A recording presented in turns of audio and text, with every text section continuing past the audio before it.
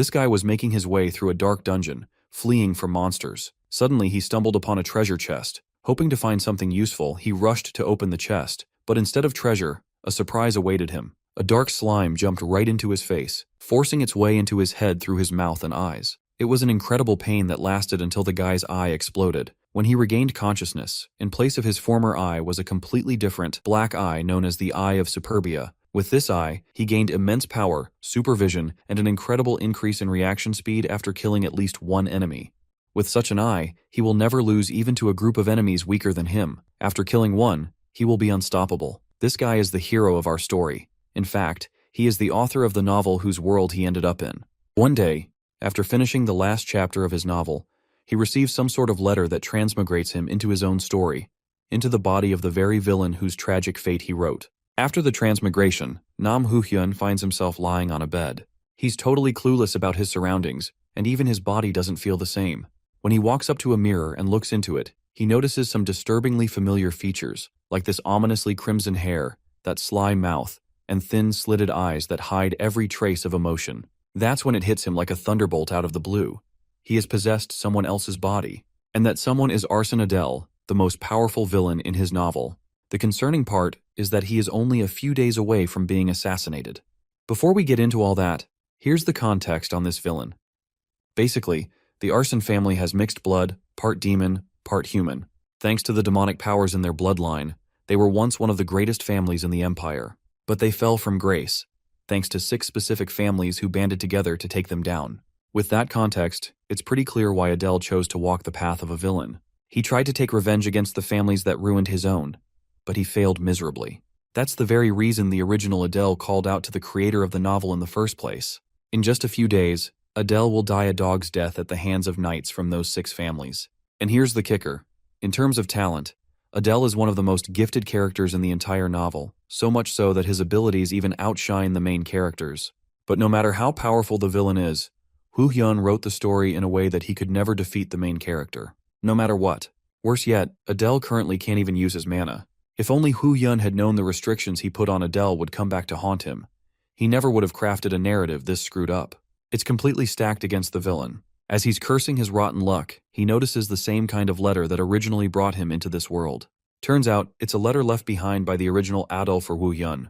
Bro's hoping it'll have some helpful clues to get him started, but the paper's completely blank. Like literally, not a single word. Then, all of a sudden, letters begin appearing on the page miraculously. The phrase that pops up is a message from the original Adel to his creator.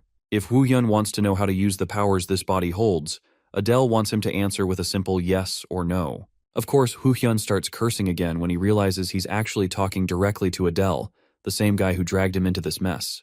The paper once again insists him to respond with a yes or no. Eventually, Bro gives in and says yes. Now that Hoo-hyun's on board, Adel explains that he'll answer anything his creator writes on this paper. Some questions might be free, but others come with a price. The more important the question, the higher the cost. Naturally, Hoo-hyun shoots his shot and asks the big one, how to return to his original world. Adel responds immediately that it's impossible. Well, Hoo-hyun kind of figured that out already, so he was ready for the bad news. Next, he asks the more practical question, how to use mana and how to activate Adel's unique abilities. Turns out this question has no fee. Adel directly imprints the knowledge into Hoo-hyun's mind. The moment it happens, Hoo-hyun begins to feel the mana flowing through his body. The first trait of Adel's body is the ability to take away someone's 5 senses, called darkness. The next is the power to restrain opponents using aura, called killing intent. When Hoo-hyun activates it, he can feel it working. It makes him a little happier. At least now he can restrain ordinary people, if not trained knights or soldiers.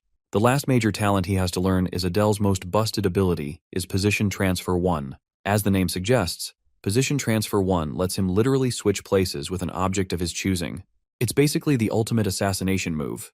The moment he activates it, some magic mumbo-jumbo kicks in, which is a clear sign that the power actually works.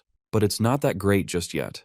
He can only swap within a 20 square yard radius, which is kind of underwhelming compared to Adel's powers in the original story. Still, if he keeps practicing every day, he'll improve. So, he decides to test it out by swapping places with a suit of armor nearby.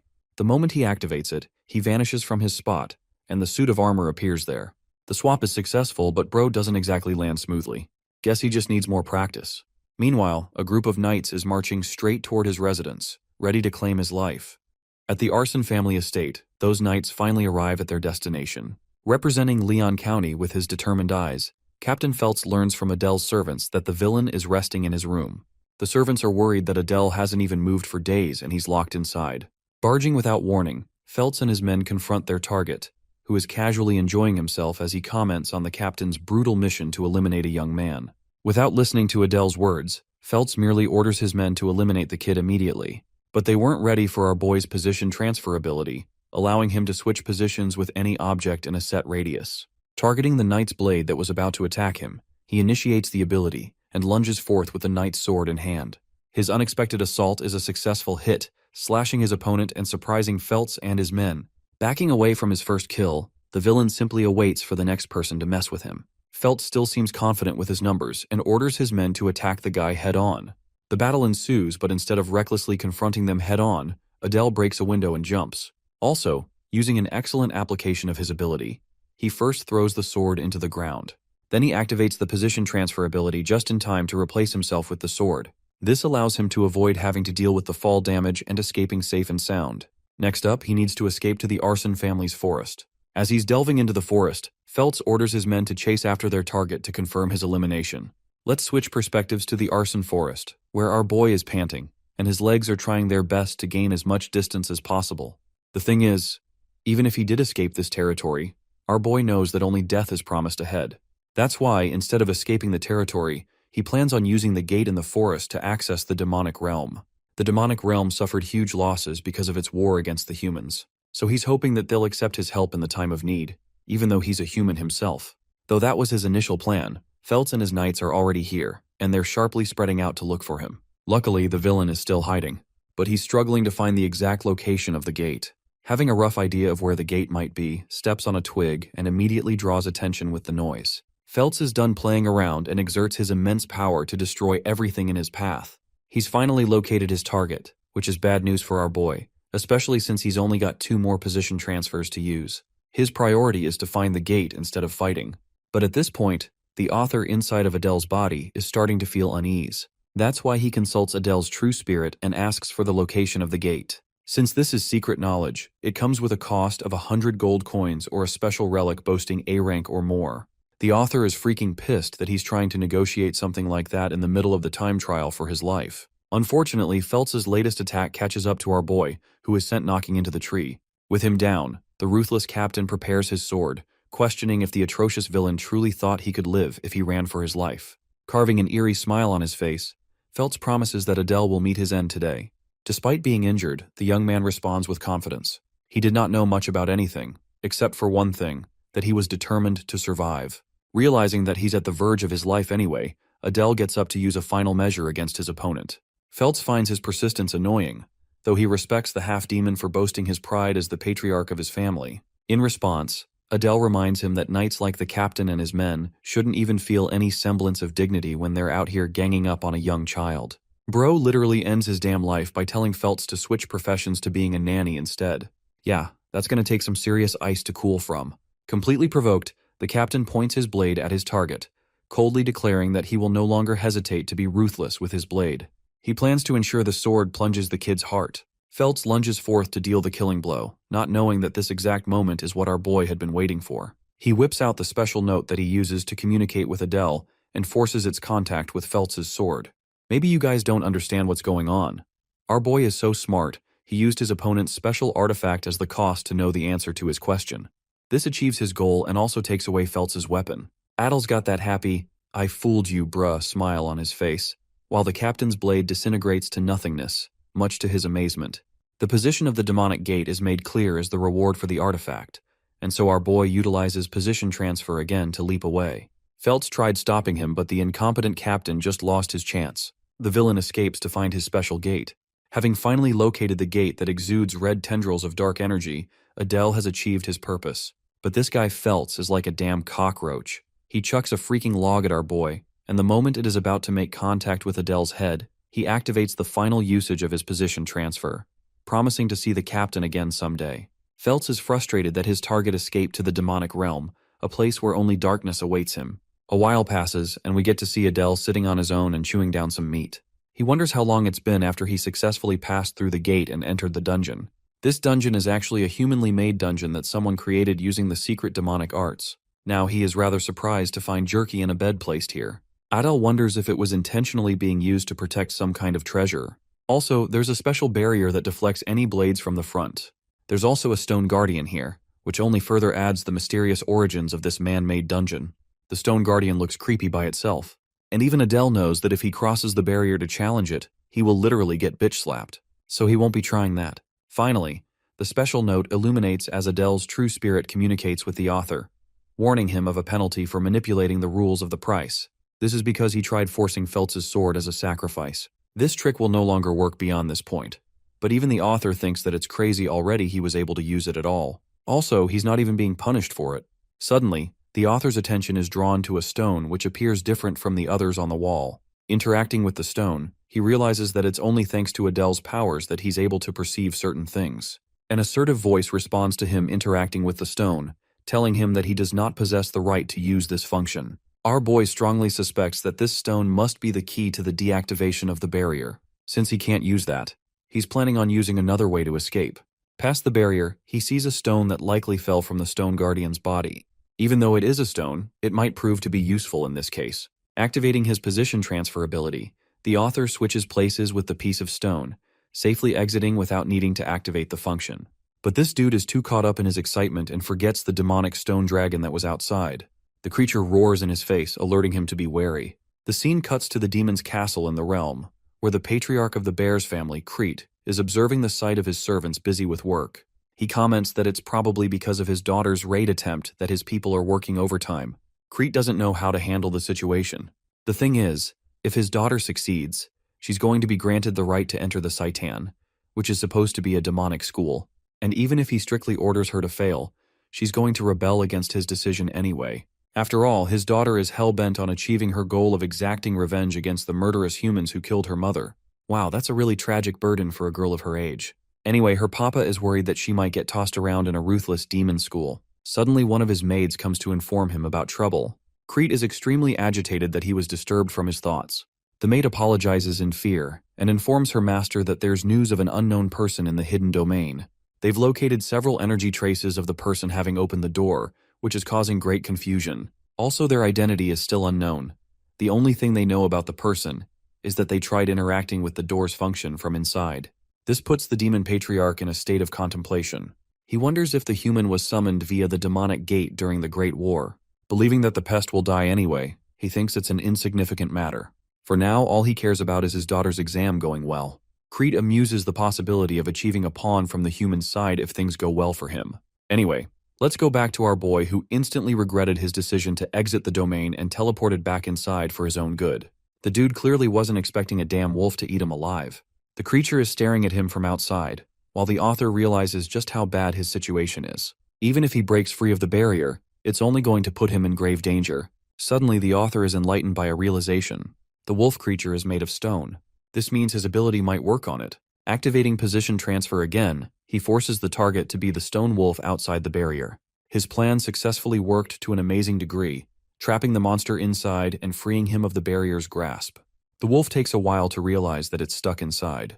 Despite its many attempts, it is unable to bypass the barrier. Adele makes a run for it and tries to find an exit, when suddenly, Bro runs into another horrifying creature of the abyss. He quickly realizes that there's a mission at every level, and this giant bug looks even more menacing than the wolf he just escaped. The funny thing is, Adele keeps abusing his position transfer ability on the creatures, repeatedly trapping the monsters inside. It is because of their inanimate nature that he can abuse his powers to their fullest extent. Having finally reached the final stage of the hidden domain, a voice calls out to him, congratulating him for reaching the final obstacle. It's surprisingly welcoming, especially to a human like Adele. The author assesses that this must be the boss room, and what he sees is truly terrifying. It's a Death Knight aura farming and showing off his immaculate armor. From the strength being exuded from its body, Adele compares its strength to Captain Feltz.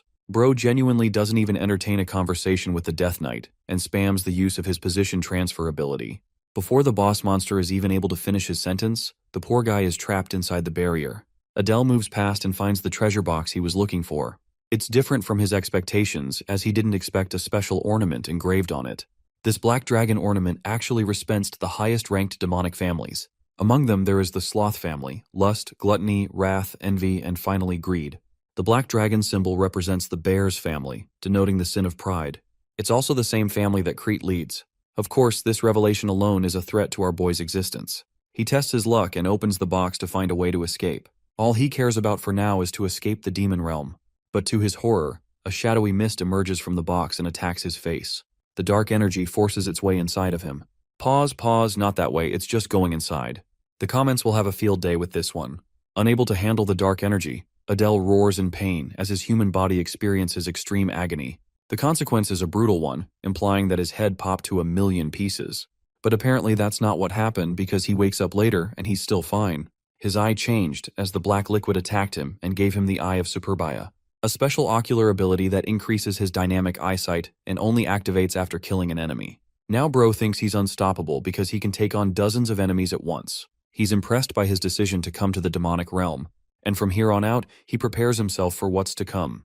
Ahead of the chest is a giant doorway. Adele wonders how he should act, because there's going to be tons of forces lined up to seize him outside. Going outside practically ensures his death, so he has to think of another way. He amuses the possibility of surrendering faster than light, which is funny, but that's not going to work either. Right now, the issue is that he belongs to the arson family, and the moment the demons find out about him, they're gonna kill him. So he goes on to cover the insignia on his neck. As for the Death Knight from earlier, bro is out here busting his sword against the barrier and demanding to be freed. The troubled Death Knight alarms him that Her Highness is coming. But of course, Adele has no idea who that is. It was at this moment he finally realized why there were rock beds and jerky around the hidden domain. It's because this hidden domain is a testing ground for the higher families to train their children. It's important for him to know what he's dealing with, so he immediately takes out his special note to communicate with the real Adele. The author inquires about the closest character to him right now. Once again, Adele's soul demands a sacrifice to offer a response to that question. Unfortunately, the author's at a pinch here. So instead of paying with gold or artifacts, he spends 100 points of his mana, which is a brutal way of handling things. Finally, the answer to his question is revealed, as the person most closest to Adele is Renee herself, who is the youngest daughter of the demonic patriarch of the Bears family. Our boy faces an "oh shit I am screwed" realization because there's no way he is beating her. The Eye of Superbia, which he stole, is supposed to be her reward for completing the training, and our boy literally stole the achievement. Because she's got plenty of authority in the demonic army, Adele is assuming that she's going to annihilate the Stone Guardians and show up in front of him. That is exactly what happens as Renee slices the Death Knight to pieces and confronts the human before her. In a serious tone, she demands to know the man's identity. Realizing that there's genuinely no way out of this one, Adele concedes by kneeling before her. He actually manipulates her by telling her that she successfully completed the hidden domain and became worthy. But the demonic princess is genuinely pissed and not having any of it. Sweating bullets knowing he might die here, the author lies to her, telling her that he's supposed to be her bodyguard assigned by her father. He's also glad that she's yet to recognize his possession of the Eye of Superbia. Having distrustful eyes of the vermin before her, she taunts him for looking pathetically weak for being a bodyguard. Adele emphasizes that he's actually quite capable despite his looks, and he's slowly growing optimistic of this meeting. She lowers her blade and laughs. In an effort to earn her trust, Adele switches positions with her sword and shocks Renee by appearing before her eyes. He doesn't do anything to attack her though, and simply asks if she was impressed by his capabilities. Renee grabs his hand in Ange before snapping away. She doesn't say anything, which makes him boggle his mind, wondering what she thinks of him now. Playing it casual, he tells her they should head out together as the patriarch is waiting for her arrival.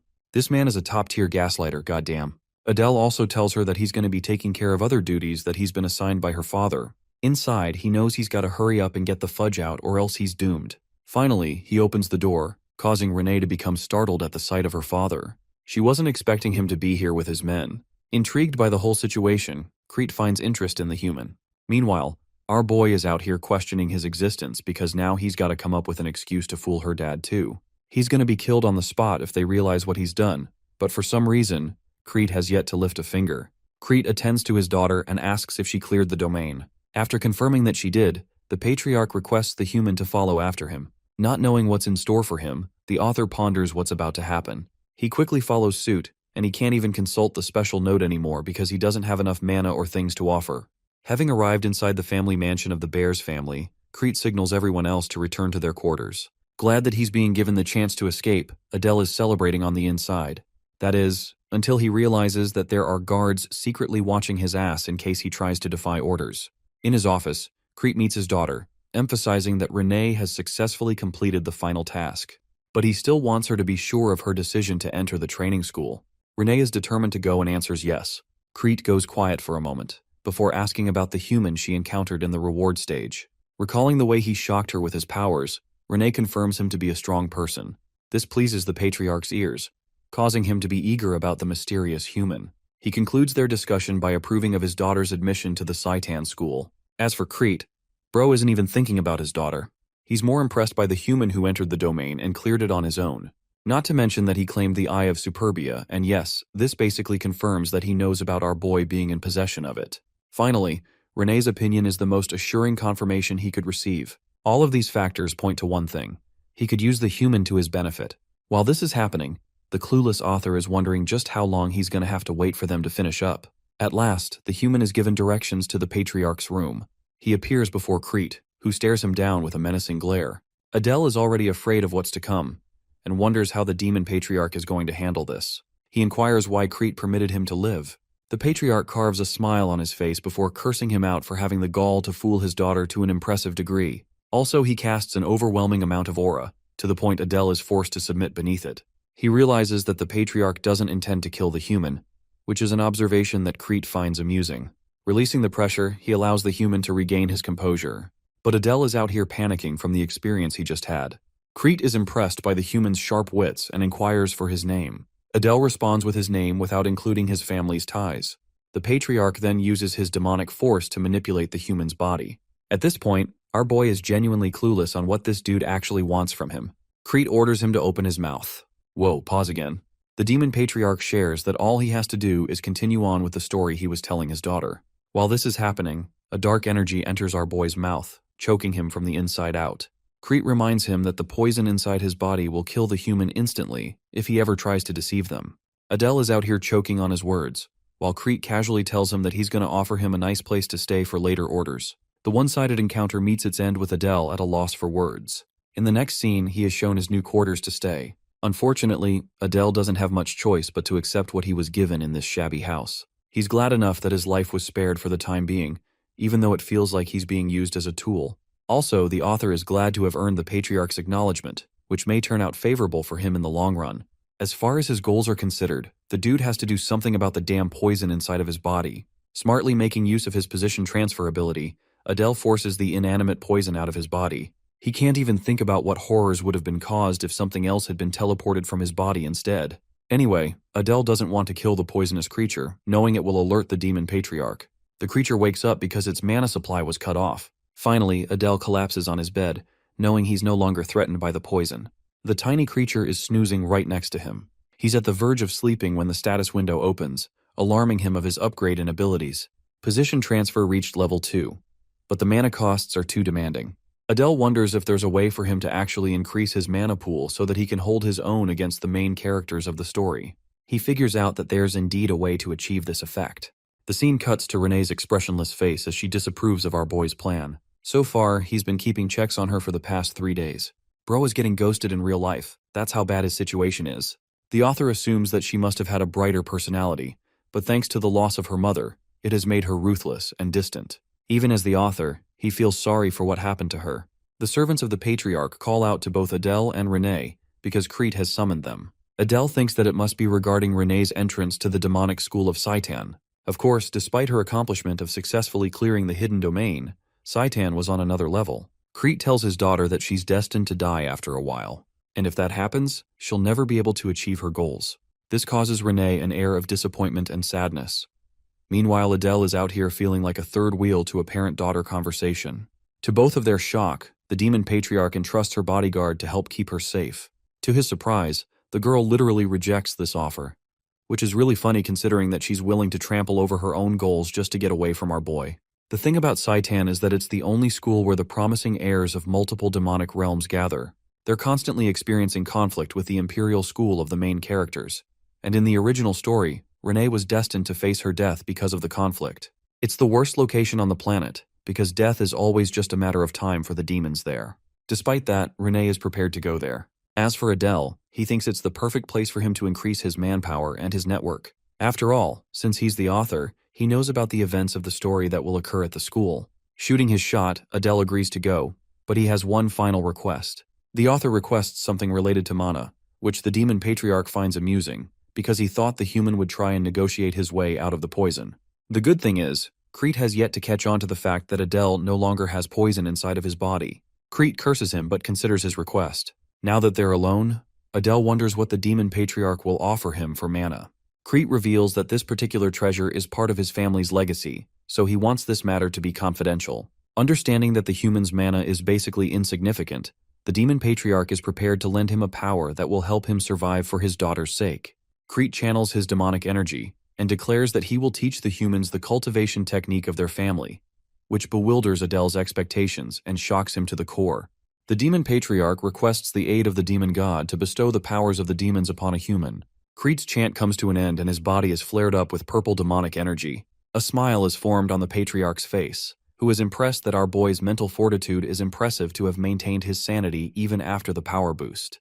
Adele learns that his cultivation technique will help him receive mana directly via the demon god, which means he's pretty much got an overpowered storage of mana now. Interestingly, Crete has noticed that the human's family has its ties to the 7 deadly sins. Though the human attempts to feign ignorance, the demon patriarch emphasizes that he's not worried about any betrayal schemes coming from the human. After all, the poison worm will take care of everything if he did in fact turn out to be a spy. The author is rather surprised to learn of the half-demon's family being connected to the 7 deadly sins, even though he, as the writer, never really included this in the original story. Crete tells him to leave, and in the next scene, we catch our boy in the forest meditating on his own. He believes this place should be suitable for him to practice his powers, especially when mana is easy to spiral out of control. Normal meditation seems calming and peaceful, right? Well, not for this guy. He's getting tensed up asking for the demon god's help, reflecting that he won't be able to use human mana ever again after this. Still, he doesn't have a choice, and has to fight for his survival here. Menacing eyes glare at him from the sky. The demon god deems this human a filthy disgrace, and even goes on to roar at him for carrying the blood of a traitor. It's funny to me how Adele is so sharp and slow at the same time. He's out here asking the demon god if he's truly the entity that governs the demons. In this world, this god is known as the god of pride. Adele asks if he's going to survive this experience. The demon god emphasizes that he would be dead already if he wanted that. But strangely, it chooses not to kill him, because for some reason, it feels an unexplained feeling of kinship with him. That's why it is willing to help humans by bestowing upon them a mark of pride. This insignia is the representation of the god of pride's powers. However, the deity warns him not to lose his composure to such powers as they will make him insane. Adele has now acquired the power of a god, increasing his chances of survival in this hellish dimension. At this point, he thinks his entire body will end up getting covered with marks and tattoos. Suddenly, the author senses the presence of someone spying on him from behind. Renee gets spotted, much to both of their shock. This is really bad for him, because her father clearly didn't want her to know about this. She mutters the words "dark priest," which fly right over his head. Fast-forwarding a month ahead, Adele has been training relentlessly, and his mana supply has tripled in that short period of training. He suspects that he'll have enough mana accumulated to surpass the heirs of all 6 houses of the human realm in a few years. In his current state, he can easily conquer the hidden domain without teleporting. Apart from that, Bro is questioning why Renee has been lately training in front of his house, instead of the training grounds. To satiate his curiosity, he decides to confront her. Thankfully, Renee hasn't been avoiding him like she stubbornly used to. Adele thinks the girl probably misunderstands him as some kind of priest who can communicate with the demon god. After all, they're the only ones who can communicate with the demon god. Thankfully, she didn't overhear the exact conversation he shared with the god of pride. But in this case, being treated as a superior to the demon king's daughter will only increase trouble for him. Addressing her once more, Adele requests that she treat him the same way she used to. However, the girl feels a bit shameful for treating him coldly after seeing his powers. Acting as her bodyguard, he reminds Renee that he's merely following orders, so he too wants to be treated comfortably. Renee decides to follow his words and orders him to fetch her water. Bro doesn't get what she's scheming. Renee emphasizes that she's just following what he said just now by treating him coldly. Adele realizes that this guy is going to have to follow her every word at this point. Dude just can't win here. Having brought her some water, he assesses that he must conquer a domain, but unfortunately Renee is glued to him everywhere he goes. There's the issue of the main character of the story passing over to the demonic realm soon. He doesn't want the treasure of that domain to be lost, because its reward will help him survive Saitan. The author asks about her preparations for the enrollment exam. Renee is a bit surprised he's asking a question like that. Adele reasons that she's going to have to fight the strongest humans eventually, so it worries him to ask. Renee doesn't seem to be worried at all, though. stating that she's got everything prepared. Adele suggests she double-check, because it could always end up being a thorn in her path if she forgot something important. Renee is pissed off by his imprecise language. Adele reveals that he's genuinely concerned for her. But this girl is sharp, she's not ready to be manipulated so easily. She quickly noticed that he wants to go on his own in her absence. Bro meets a dead end with his approach, while Renee is out here annoyed that he might be getting bored of her. To calm her down, Adele finally reveals the truth of his interest in conquering a domain nearby. Instead of getting pissed off, she actually goes into a contemplative state. She tells him that she's actually forgotten something, just like he said. At first, our boy was as happy as he could be, but then she reveals that what she forgot is actually her warming up for the training. Long story short, the girl wants to go with him to conquer the domain and warm up her skills. She thinks it would easily be conquerable in one day. Of course, Adele is worried, but he can't exactly deny her as his superior. Let's explore more about this secret domain. It's titled the Domain of the Undead, so you can only expect what's going to come next. The Domain of the Undead was once ruled by the necromancers, but now, it's nothing more than an abandoned site filled with the undead soldiers after the necromancers were killed in the war. Renee has extensive knowledge about the domain, and it brings her worry because it's dangerous, as it's a middle-upper level domain. Right now, the number of the undead soldiers is worrisome. That's why Renee's help will be necessary in this mission. The only problem is, going together will make it harder for him to escape with her. And if the news reaches the Patriarch's ears, he's going to get in trouble for putting her in danger. So that's why he requests her not to come, highlighting the Patriarch's reaction for leaving without his permission. But this demonic girl is already prepared. She knows a secret exit from the mansion. She takes him to the secret hole that no one knows about. Adele realizes that she must be used to sneaking out for doing this so casually. Renee doesn't respond to him, and they quickly use the exit to leave. Arriving in a misty mountain range, the duo walks ahead. Adele asks about how long it will take, but this seems to earn an annoyed reaction from her. He realizes he messed up and tells her they'll just go ahead. Anyway, Renee explains that they're going to have to climb over the mountain, and that will be it. For her, this is easy to say, but for our boy, he's suffering inside. Finally, they're at the desired location. The place is destroyed and abandoned. Renee is out here cursing in her language, while the author believes he's got to hide his family name from her no matter what. Now, since he knows the way inside, the duo digs their way ahead. The domain rests under a large rock statue, which soldiers situated underneath to protect their lands. Having arrived at the entrance of the place, Adele offers to take the lead for her, but Renee is confident and wants to go on ahead. Inside the domain, Adele is impressed by how bright it is. Renee finally leads him to the exact location they were looking for. From its energy alone, the author judges that it's an even more powerful region than the bears' training grounds. He suspects 100 graves to be buried here at least. Renee and our boy are moving on ahead when suddenly, a bonehead and his fellow friends emerge from the ground. These bald bags of bones surround the duo from every direction.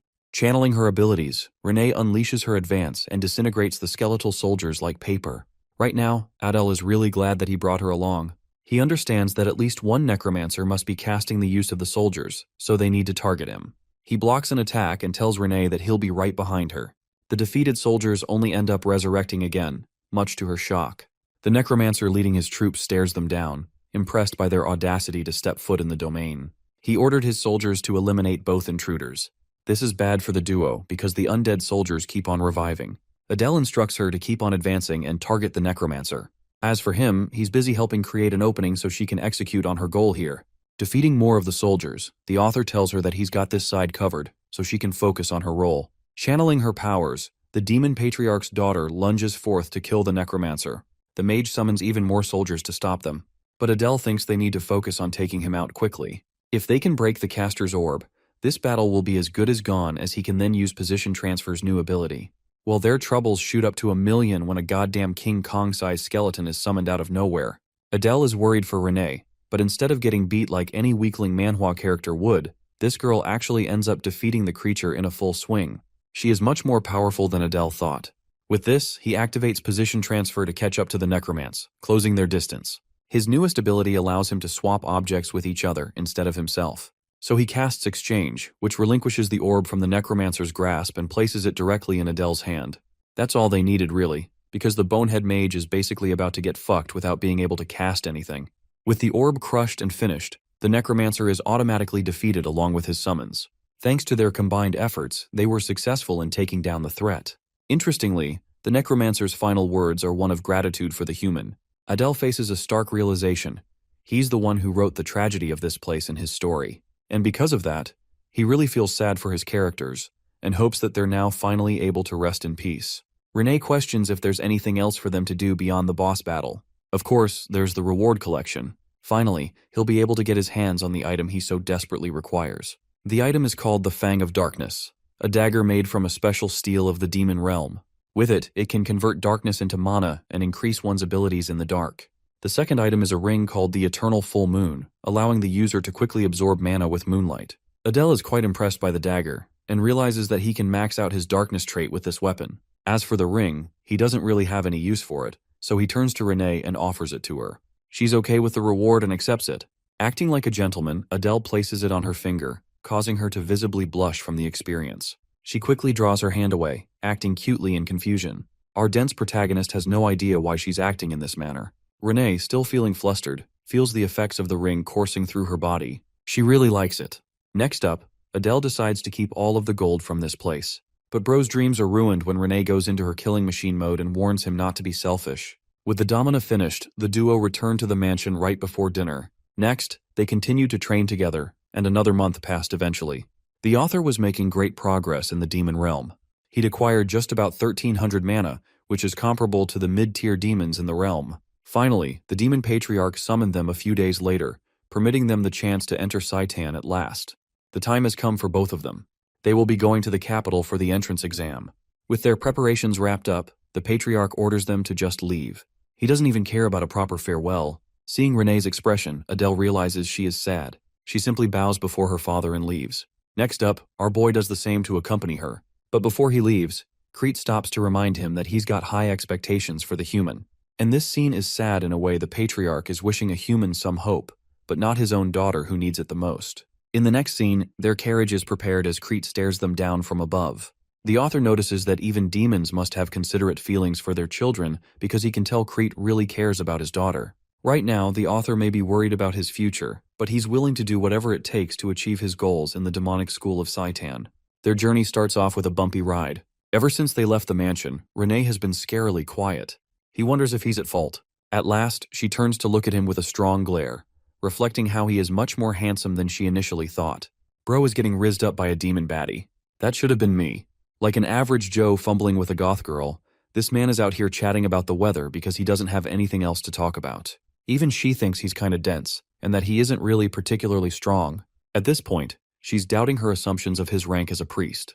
Meanwhile, Adele is questioning what's up with all the staring.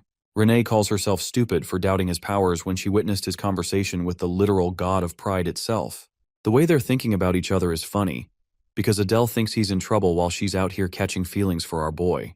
Now let's talk about the thing our boy did earlier by giving her the ring.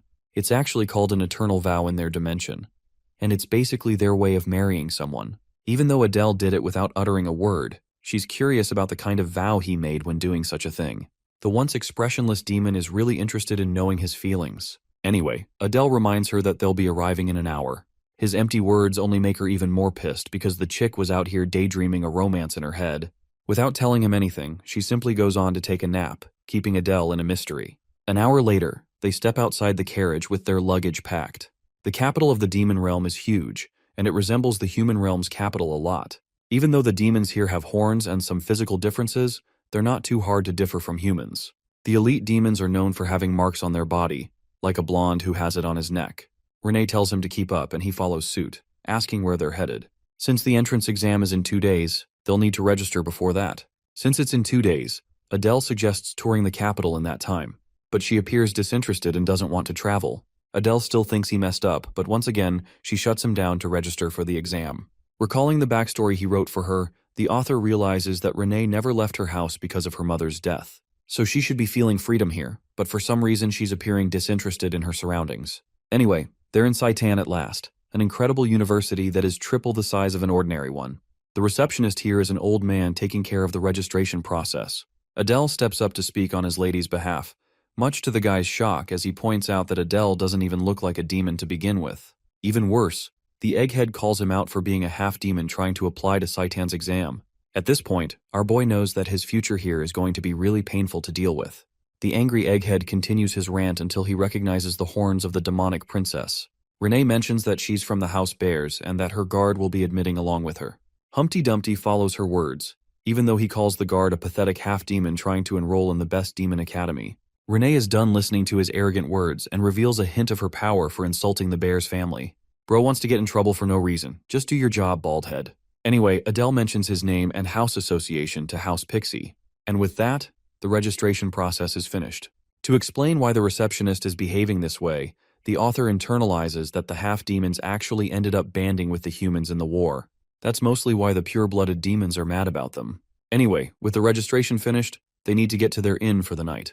Having located a nice-looking tavern, Adele thinks it should do the trick. But this rich and spoiled brat has her own complaints about the taverns here. Adele reminds her that they don't have her daddy's money to play with, so their options are limited. Crete only parted them with 10 gold coins, which will only be enough for them to live up to a month. After all, House Bears suffered major losses after losing the war, so they can't afford to overspend. The duo heads inside to book a room. Adele does all the talking for her. The funny thing is, Renee gets embarrassed the moment she hears the receptionist asking if they want to share a room, because it implies the birds and the bees, and I don't think that needs more explaining, folks. The dude insists upon having separate rooms. Since they'll have 2 different rooms, it will cost them 2 gold coins in total. It's not the worst deal ever, according to the author. Renee heads upstairs while Adele shares that he'll unpack the luggage while she can rest. Since she's always lived in a giant mansion, the author suspects that it's her first ever experience of living in a shabby place like this. But it is necessary for her to get used to it as fast as possible. As for him, he's going to need all the rest he can get for the exam ahead. At last, the 2 days passed and the day of the exam is here. Applicants are told to follow strict instructions. There's so many applicants around them, which makes the author wonder if there are at least 100 candidates. The fact that so many of these talented people are signing up to kill the humans is enough of a warning sign to our boy, because the moment his identity is leaked, they're all going to jump him. The supervisor of the exam orders the students to bring out their ID and board the train. It's the last thing he expected in the demon realm. For the demons, they've actually set up dimensional gates to block intruders from entering their realm. Trains are the only way to cross paths in Saitan, and at this point, the author wonders just how large Saitan really is for having a train system installed so easily. The two of them board the train and arrive at their destination in mere moments. Finally, they're in front of the Grand Demon Academy. Applicants are told to follow their guide and enter the auditorium for their exam. They walk inside. Adele is left speechless by the luxurious ornaments.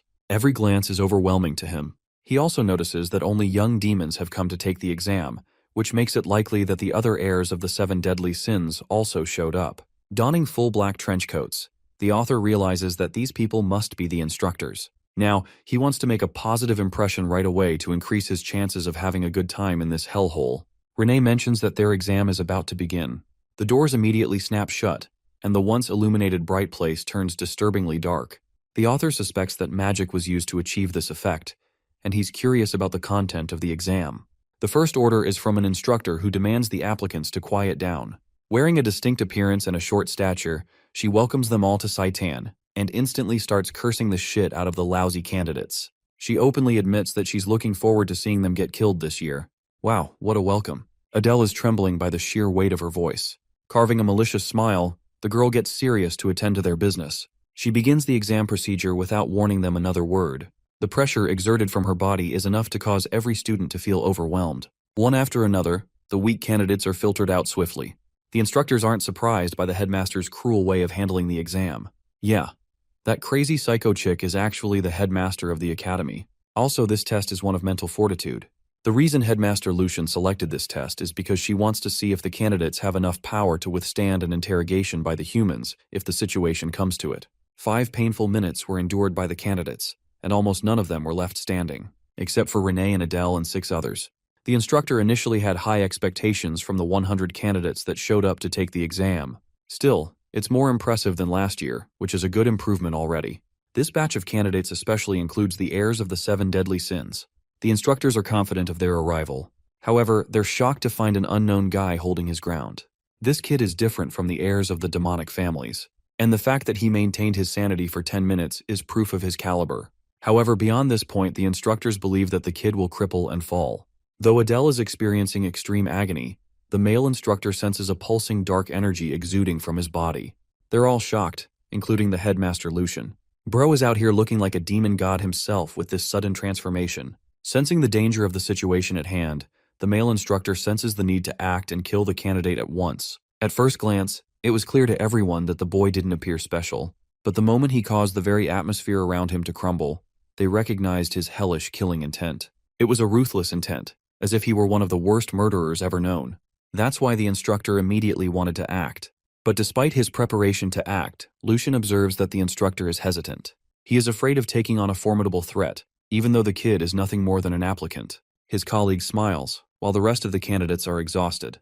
At this moment, our boy understands that if he doesn't find a way to endure this test, he's going to crumble his mental state and go crazy, like the god of pride warned him. Then a plan sparks up in his mind. What if he used his killing intent to go against the aura of the girl conducting the test? So he does exactly that, knowing that he can't just wait around.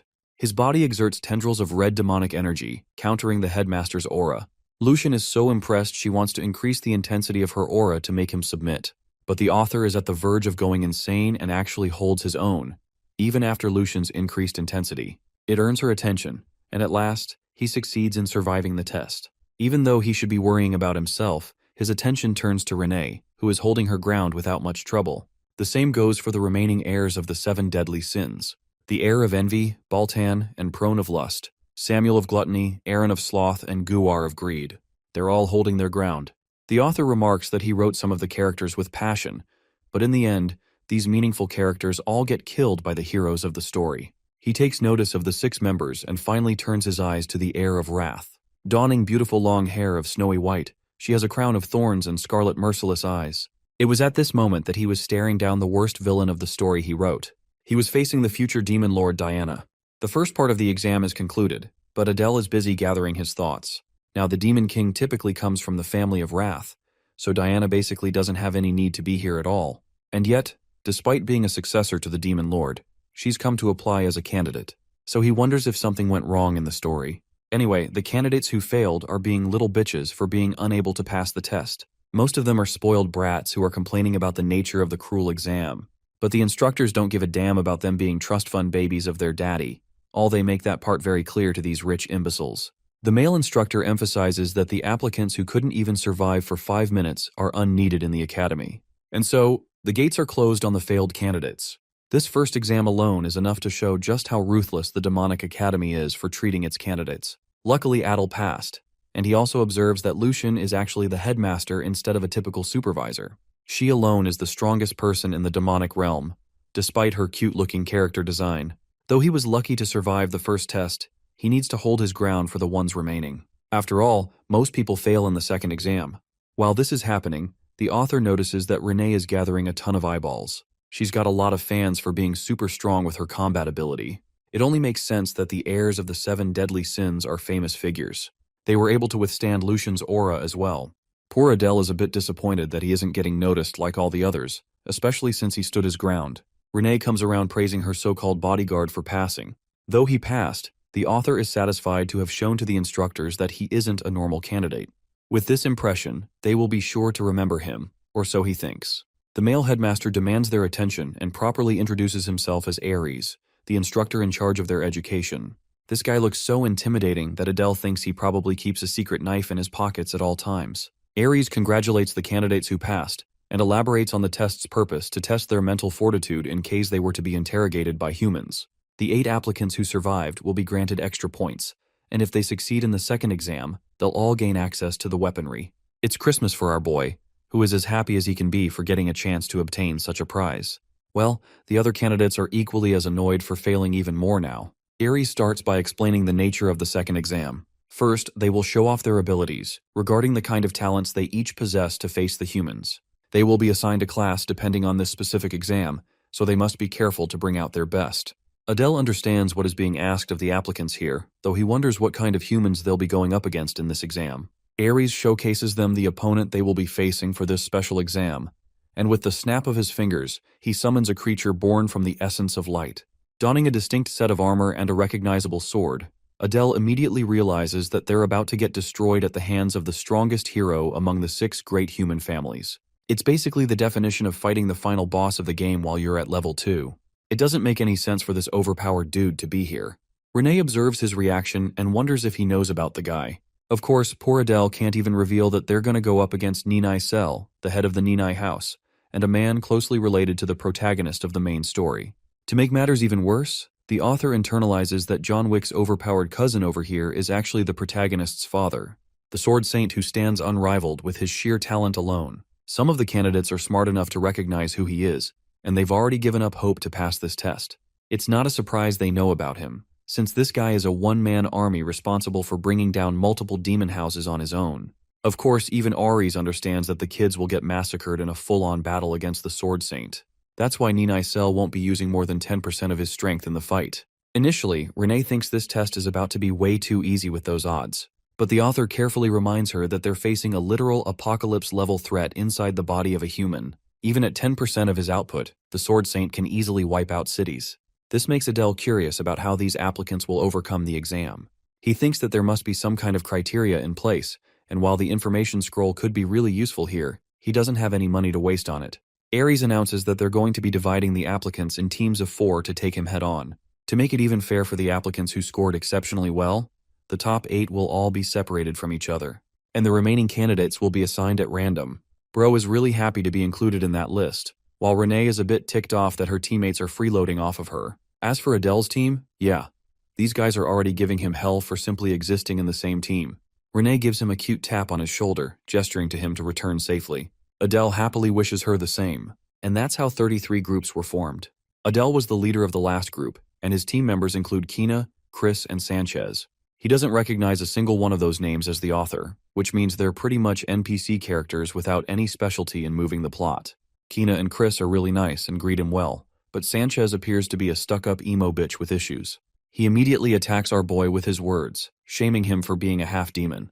The situation is so bad for the author that even the NPC trash characters are out here grilling his ass. Anyway, he ignores it and encourages the group to do their best.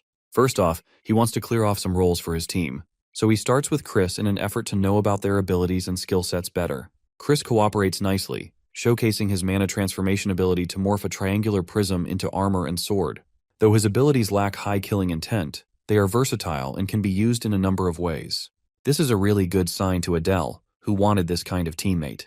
Kina is next and explains that she's a support player instead of a damage doer. With her powers, she can amplify the speed of her allies by offering a prayer to the demon god. After casting her buff on Adele, she feels really exhausted, but our boy teases her by making light of her ability. Anyway, this is really bad for him. The chick's buff is practically weak as hell, so he's got no idea how she managed to pass. Last up is Sanchez, who showcases his rock-type enhancement ability. Bro is out here turning into Super Saiyan Brown. It's not bad for a tank-type fighter. At last, Sanchez demands the leader to show his abilities. Tossing a ring in his direction, our boy casually teleports up to him with godlike speed, stunning Sanchez as he could have killed him at any second in a real battle. Kina and Chris are really impressed by their leader's unique teleportation ability. In his mind, the author willingly chose to keep the rest of his powers a secret, because he just doesn't know what they're going to be up against in the future. As for their team formation, he wants Chris and Sanchez to prioritize defense. He will take the center and Kina will support from the rear. That sounds like a good enough formation for the test, so they all agree in unison. And with that, the second exam is about to start as Ares calls the designated teams to step up. Group 1 is first in line. The author is impressed to find the candidates possessing blazing eyes of determination, even though they were going up against the Sword Saint. Well, not that it matters, because the moment the exam begins, it also ends in that very small instant. Group 1 is decimated, and not even Adele could see the Sword Saint in that small duration. Ares calls for Group 2, which also gets annihilated. Group 3 meets the same fate, and upon calling Group 4, the candidates rebel against the nature of the ridiculous exam, calling it rigged from the start. Ares excludes the 2 complaining candidates from the test, and asks the remaining 2 members if they want to still participate. Adele notices a blonde kid actually going forward with the exam, despite being handicapped. And it is at this moment, he reflects that this must be the hidden part of the puzzle to succeed in the second exam. Group 4's test initiates with the 2 kids facing the Sword Saint. The outcome of this battle is already decided as both of them are defeated in an instant. Now if he used real aura, they would be in pieces. Even our boys' team is doubting their abilities now. Sanchez is practically shaking in his boots. The Sword Saint continues to annihilate the groups until Group 10 steps up and immediately forfeits. At last Group 20 is called and all teams until 30 are wiped out from there on. Not even one of them could land a proper strike. It was a fight against an unbeatable opponent. To his shock, one of the candidates actually blocked one attack. Interestingly, Adele noticed that fights are getting longer and longer because of the skill difference for each group. Now, he is even more certain of the passing condition for the test. Their team is a bit scared because they're about to go up against him soon. Of course, our boy tells them about his genius plan. He's figured out the criteria of the test and believes that they should fight and persevere for as long as they can. After observing the way the instructors are handling the applicants, he is even more sure of his theory. Sanchez tries to object, but it's too late as their group is called up front. Our boy is confident enough to believe they will defeat the Sword Saint in a head-on battle. His words encourage his team and they are prepared to last the longest among the duels seen so far. Deep down, Adele is planning to use the talent of the strongest villain in the story to manipulate the odds in his favor. The fight begins with an interesting formation of Chris, Sanchez, Adele, and finally their support. Since he doesn't have much information about the Sword Saint compared to other characters, he wonders what they should do in this difficult situation. He tells the team to get information as the Sword Saint unleashes his first strike. Our boy roars to inform them ahead of time, but with a single swing of his blade, the barrier shield is shattered, and even Sanchez can't block the attack. The author tells Kina to prioritize enforcing Chris so they can prevent the impact of his fall after he was blown away. Next, he tells Sanchez to do his job, which is basically to withstand the full brunt of the attack. Thanks to his hardening ability as a tank, they were able to block the first attack. Adele sharply assesses a gap between the second slash and realizes that it has been a trap from his opponent. He doesn't want to exploit it because he believes it is a bait to draw them in. Anyway, focusing on the battle, he informs his squad of the second incoming attack. The team gets in position, but Chris is the first to face his limitations. Right now, only one attack was able to wipe out their team. So this next one will finish the job if they are not careful. The Sword Saint unleashed his attack, showcasing the same opening. This time, not even Sanchez can withstand its force as his body is getting severe cuts from defending his team. Sanchez thinks they're gonna die, but Adele is persistent in holding out for as long as possible, questioning his opponent's next move. At last, the Sword Saint lowers his blade. Unfortunately, the test is yet to be concluded. The Sword Saint is about to unleash a final attack, but Adele wants to confront it head-on. Carving a malicious expression on his face, the author declares that he will plunge a sword against his opponent's throat, a declaration that shocks his team. The Sword Saint prepares his final attack, and Adele tells Sanchez to withstand the blow without Chris's intervention. It's a crazy idea, but Adele knows what he's doing. The Sword Saint practically demolishes Sanchez's armor and sends him flying toward the ceiling. It's at this moment that the author utilizes position transfer to switch places with Sanchez, and in the small opening he was given, he activates position transfer again to concentrate on his opponent's sword. After terminating the blade from his hand, he targets the Sword Saint head-on, aiming to drive the black dagger against his opponent's throat as a final checkmate. The attack shocks the rest of the instructors, but unfortunately for our boy, he still misses to land the clear hit and gets kicked so hard that he chokes out blood. Still, being a persistent opponent in this battle, the author activates his darkness trait to engulf their surroundings. It's only thanks to Chris's barrier from earlier that he survived the kick, or else his body would have been crippled. Though his attack failed, he successfully trapped the Sword Saint inside a barrier without a trace of light. In this void, he has the clear advantage with the Blade of Darkness in his hand. In a place like this, it basically has limitless attack potential, so he is confident in his approach. Or so he thought, because the Sword Saint menacingly turns back and shoots him a glare, before appearing right before his eyes for another attack. Even Adele thinks he's facing a monster more demonic than any demon. But luckily, thanks to his control over the dark, he pulls the dagger from a blind spot and targets his opponent. This time, the Sword Saint failed to anticipate that our boy could cast hundreds of dimensional daggers. He activates the skill as it pierces the Sword Saint's body like projectiles, impaling him throughout. The state of the black void confuses Adele's teammates, while Ares realizes the fight is over. From the shadowy mist emerges one warrior standing and one defeated on the ground. Adele is the victor, and his performance has left the candidates speechless. His strategy worked, and even impressed one of the heirs. His teammates come rushing to him for his brilliant plan. Our boy is smart, and doesn't dive into the details of how he beat the Sword Saint. As for Sanchez, the poor guy is in a terrible state, but he's being helped out by the instructors. To his teammates' surprise, the exam isn't over. As Adele explains, they have to execute one last step.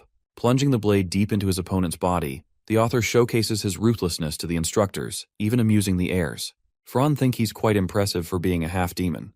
However, she thinks he's still naturally inferior to pure bloods. Her words just now piss the heck out of Renee, who is releasing a murderous aura to signal her response. Fran wonders what's causing the bear's princess to act up with such viciousness. It sends a chill down her spine. The 7 deadly sins are already working their way, trying to intimidate each other for the sake of rivalry. Fran's servants are lousy simps who think she will win against Renee. Back to Adele, he notices Renee radiating bloodlust and wonders what's up. But that's not important as the instructor Aries approaches him and questions if the boy knows why he's here. Seeing his nonchalant response, Aries turns away, reminding the boy that he will be keeping close watch over him. Adele is a little disappointed he didn't get praised or something like that. Right now, a battle between Renee and Fran is being set up. Adele wonders about the identity of the demon Renee is facing.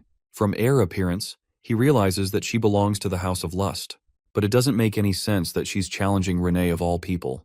The author admits that he's naive for only writing deeply about his human characters and neglecting his demon characters. Fran sees the half-blood from the distance and calls him out for it. Bro wasn't expecting that, but this crazy chick makes it even worse by ordering him to become her slave. Hearing that, Renee gets even more fired up to kill the bitch, and she dives in to unleash her first attack. Seeing her guard being disrespected by the embodiment of lust, Lady Renee charged forth with her blade drawn. She refused to give Laurel Fran any time to respond. The two would have clashed if it wasn't for the instructor's meddling. He warned them that unnecessary quarrels inside the Satan campus are strictly forbidden. If they want to slice each other up, they should resolve their conflict outside the school. The students watching the fight were taken aback. If Aries hadn't intervened, something bad could have happened to two of the top prospects from the Seven Deadly Sins family. Renee promptly sheaths her sword with a scoff as Laurel shivered. With a concerned smile, Adele checked on his boss. She stared at him blankly as he gave her a heads up to take the stage. Instead of joining her group to take the test, Lady Renee pulled out a handkerchief and wiped Adele's sweat instead. She gently cleaned his face and complimented his good showing. It should have been me, not him. Lauren still hasn't learned her lesson and criticized Lady Renee for acting too close with a half-demon. Adele ignored her racism and was just glad that he was being treated a little better after passing the test. Looking him in the eye, Lady Renee asked if he hid his strength during the trial. Adele was confused. He had to risk a lot just to land his attack earlier. Finally, Group 34 was called to the stage, and Renee calmly made her way while promising to keep Adele's secret. She must think that he's an all-powerful priest from the family. With Lady Renee out of the picture, Laurel Fran swooped in to mess with Adele once more. Upon hearing what his name was, a sly smile appeared on her seductive face. She didn't appreciate being interrupted earlier. Emanating an intoxicating aura, she ordered Adele to leave that bear as skank and serve her instead. Laurel thinks her appeal can steal this nobody guard so she can avenge the humiliation from earlier. I know some of you would have folded. Wholly unaffected by her bewitching ability, Adele nonchalantly dismissed her and turned his attention to Lady Renee's performance. While she throws a childish tantrum, he focuses on the stage. Adele has high expectations for the children of the other Seven Deadly Sins family, but he's rooting for Renee. The Sword Saint had been rebuilt, leaking a bone-chilling aura around his attack range. It's an intense standoff, and Renee is not faltering in the slightest. Instead, she took a step forward, ignoring the three nobodies in her group completely. Her actions piqued even the future Demon Lord's attention.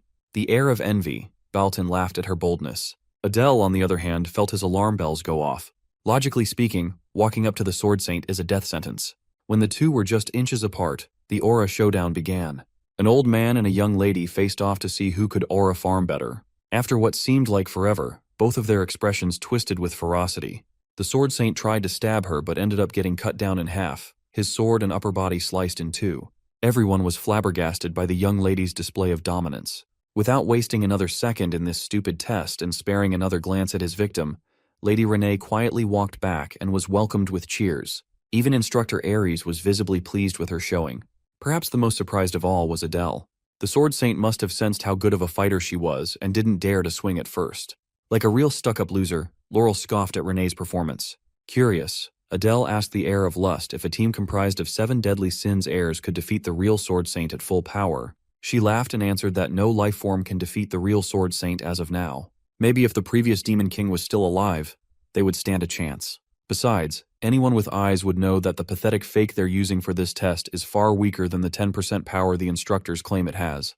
Adele just realized that he had a ton of trouble with a fake with not even a tenth of the real deal's power. He created this world, but he's far too ignorant about the demonic realm. Still, the anticipation is beating in his heart. The remaining groups that are about to be tested are all led by Seven Deadly Sins heirs. Maybe they were fired up by Renee's performance, but the other heirs also showed why they are who they are. Every one of them trashed the fake Sword Saint convincingly, so it's hard to gauge the difference between the different families. But Adele knows the top two of this batch, the two who will go on to become major characters in the future. Once everyone had their turn, the entrance exams finally concluded. After gathering everyone in front of the podium, Instructor Aries announced that everyone who had the balls to participate in combat, regardless of the result, got a passing grade. With this, the remaining youngsters are now official trainees of Saitan. Ares warned them not to celebrate just yet, for they had just punched their ticket to a hellish road that had broken a lot of demons before. For those who have passed, the entrance ceremony will take place in 2 days' time. Those who have managed to defeat the Sword Saint must stay for a bit longer. Adele reckoned this must have something to do with the promise of the reward mentioned during the first test. The heirs of the 7 deadly sins, plus Adele, passed with flying colors, and they will have the opportunity to enter the armory. Before that, Baltan raised his hand in question. He asked if they could exit the armory with tons of weapons in hand. He's excited to see what Saitan has in store for him. This delusional question is par with the course for the Son of Envy, Lycan Baltan, who has an insatiable curiosity and appetite. Adele remembers writing quite a bit about this guy in his novel. Instructor Ares calmly retorted that trainees would have a hard time progressing on wielding multiple weapons, so they are permitted to only take one. Refusing to entertain more inane questions, he led them to the armory. He touched a wall's surface and a magical seal activated. A hidden door materialized before everyone's eyes. Ares added that this is a privilege that Saitan is giving outstanding trainees. Whether they make the best or worst choice is entirely up to fate. Instead of an armory, the entrance looks more like a dungeon gate. Ares instructed them to enter in the opposite order of the exam, and they would be inspected upon exit. That gives Baltan the first pick and Adele the last. The big guy must really dislike him. Excited to get the first treasure for himself, Baltan cheekily waved at everyone before going in. Since Lady Renee already has a good weapon, she plans on picking up an artifact inside, and Adele plans to do the same. Since they've been thinking along those lines, the other heirs must also be considering it. All the good artifacts might be gone by the time Adele gets his turn. Baltan exited the armory wearing a blackthorn crown, supremely pleased with his pick. The worst-case scenario is happening. Just as expected, everyone is coming out with artifacts. Before he knew it, Adele's turn had come. He saw the bracelet on Renee's wrist and asked about its features. She simply urged him to go inside and find out the description for himself. Renee also warned him about some of the displayed items that do not have descriptions. Those things might be devoid of descriptions, but they shouldn't be worthless if they're being housed in the armory, right? Before he went in, Adele gave Instructor Ares a lingering stare. Seemingly offended by this, the big guy urged the trainee to talk if he had something to say. With an awkward laugh, Adele asked what the deal was with the items that didn't have descriptions. Ares succinctly explained that those ones are artifacts and weapons with unclear purposes and unknown owners. If one is lucky, they can score an amazing relic. On the other hand, it might bring about a lifelong curse. With one final warning, Ares pressed the last passer to enter. Adele will just have to find out if going last is a good or bad thing. Once he entered, the structure changed dramatically. It was surprisingly bright and tidy, yet he felt a little anxious. He saw the light at the end of a long hallway and followed it through. When he arrived at the armory itself, he was greeted by the sight of weapons and artifacts sealed behind magical glass. All kinds of demonic relics filled the massive room. Turning to his right, he found a unique-looking spear and read its description. It's known as the Twin Fang Spear, a weapon used by an unnamed demon for serpent hunting. Vengeful serpent spirits inhabit the tip, and when infused with mana, 2 serpents emerge. The description tries hard to make this shit sound important, but it's a trash weapon through and through. Besides, Adele already has his daggers. Next up was the Starlight Crystal, once used by a skilled astrologer. When injected with mana, the user can borrow the light of the stars to illuminate the surroundings. It's practically a glorified flashlight. That's a pass, especially now that Adele is investing in the dark element. Seeing an empty magic case, he curiously looked at the description of the item that used to be housed inside. It's the Great Circlet of the Victor. It grants the user exceptional recovery and stamina, binding itself to the user until the day they die.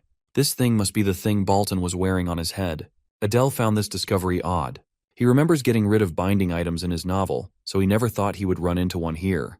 Looking left and right to scan the area, he became more and more convinced that all the good stuff was gone.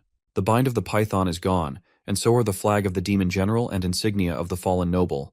The 7 deadly sins took most of the broken artifacts, and most of the armor and weapons in this place are borderline trash. Thinking that he has no other decent choice, Adele turned his attention to a cursed artifact. But then he remembered a unique method only he could use.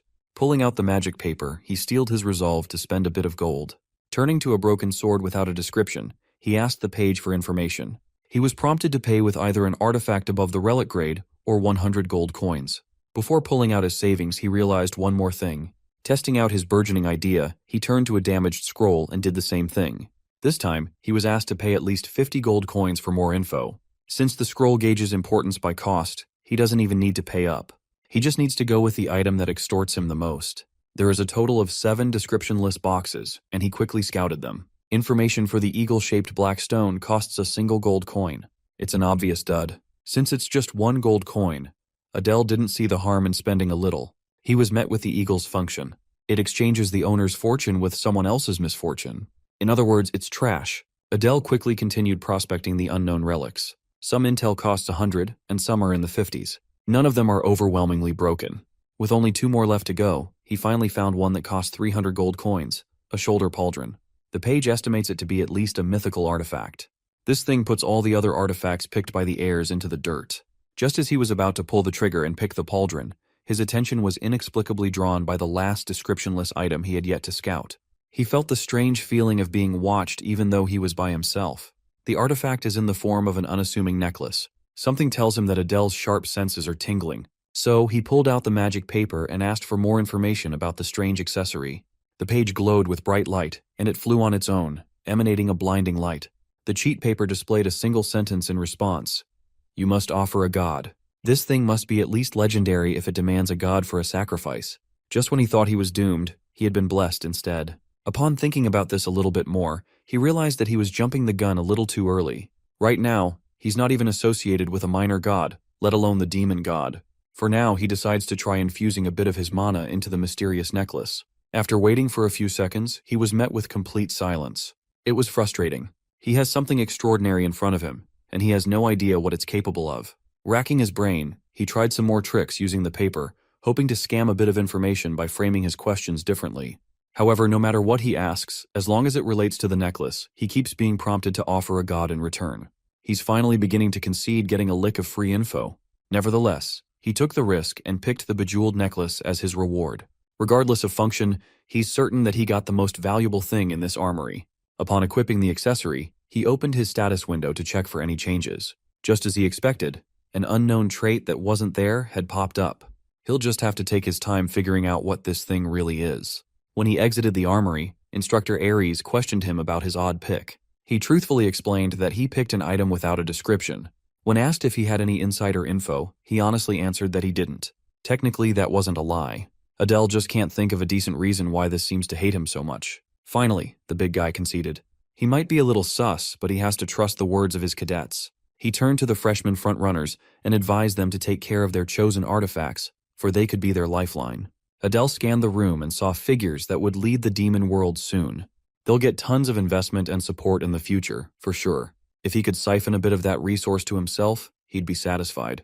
Upon dismissal, the hidden door to the armory vanished without a trace. With the exams wrapped up, it's time for the lady and the guard to head back to their dorm. Before they could leave, someone stopped Adele from taking another step. The smiling Baltan came up to him to apologize for his previous rudeness. He properly introduced himself and extended his hand to shake their beef out. This came out of nowhere, but Adele was not one to turn down politeness. When he took Baltan's hand, he realized that this guy was the farthest thing from polite. He immediately locked Adele's hand in a death grip, a mischievous grin on his face. Adele felt a sharp and crushing pain coursing through his hand. Baltan is the type of guy who doesn't give a damn about weaklings.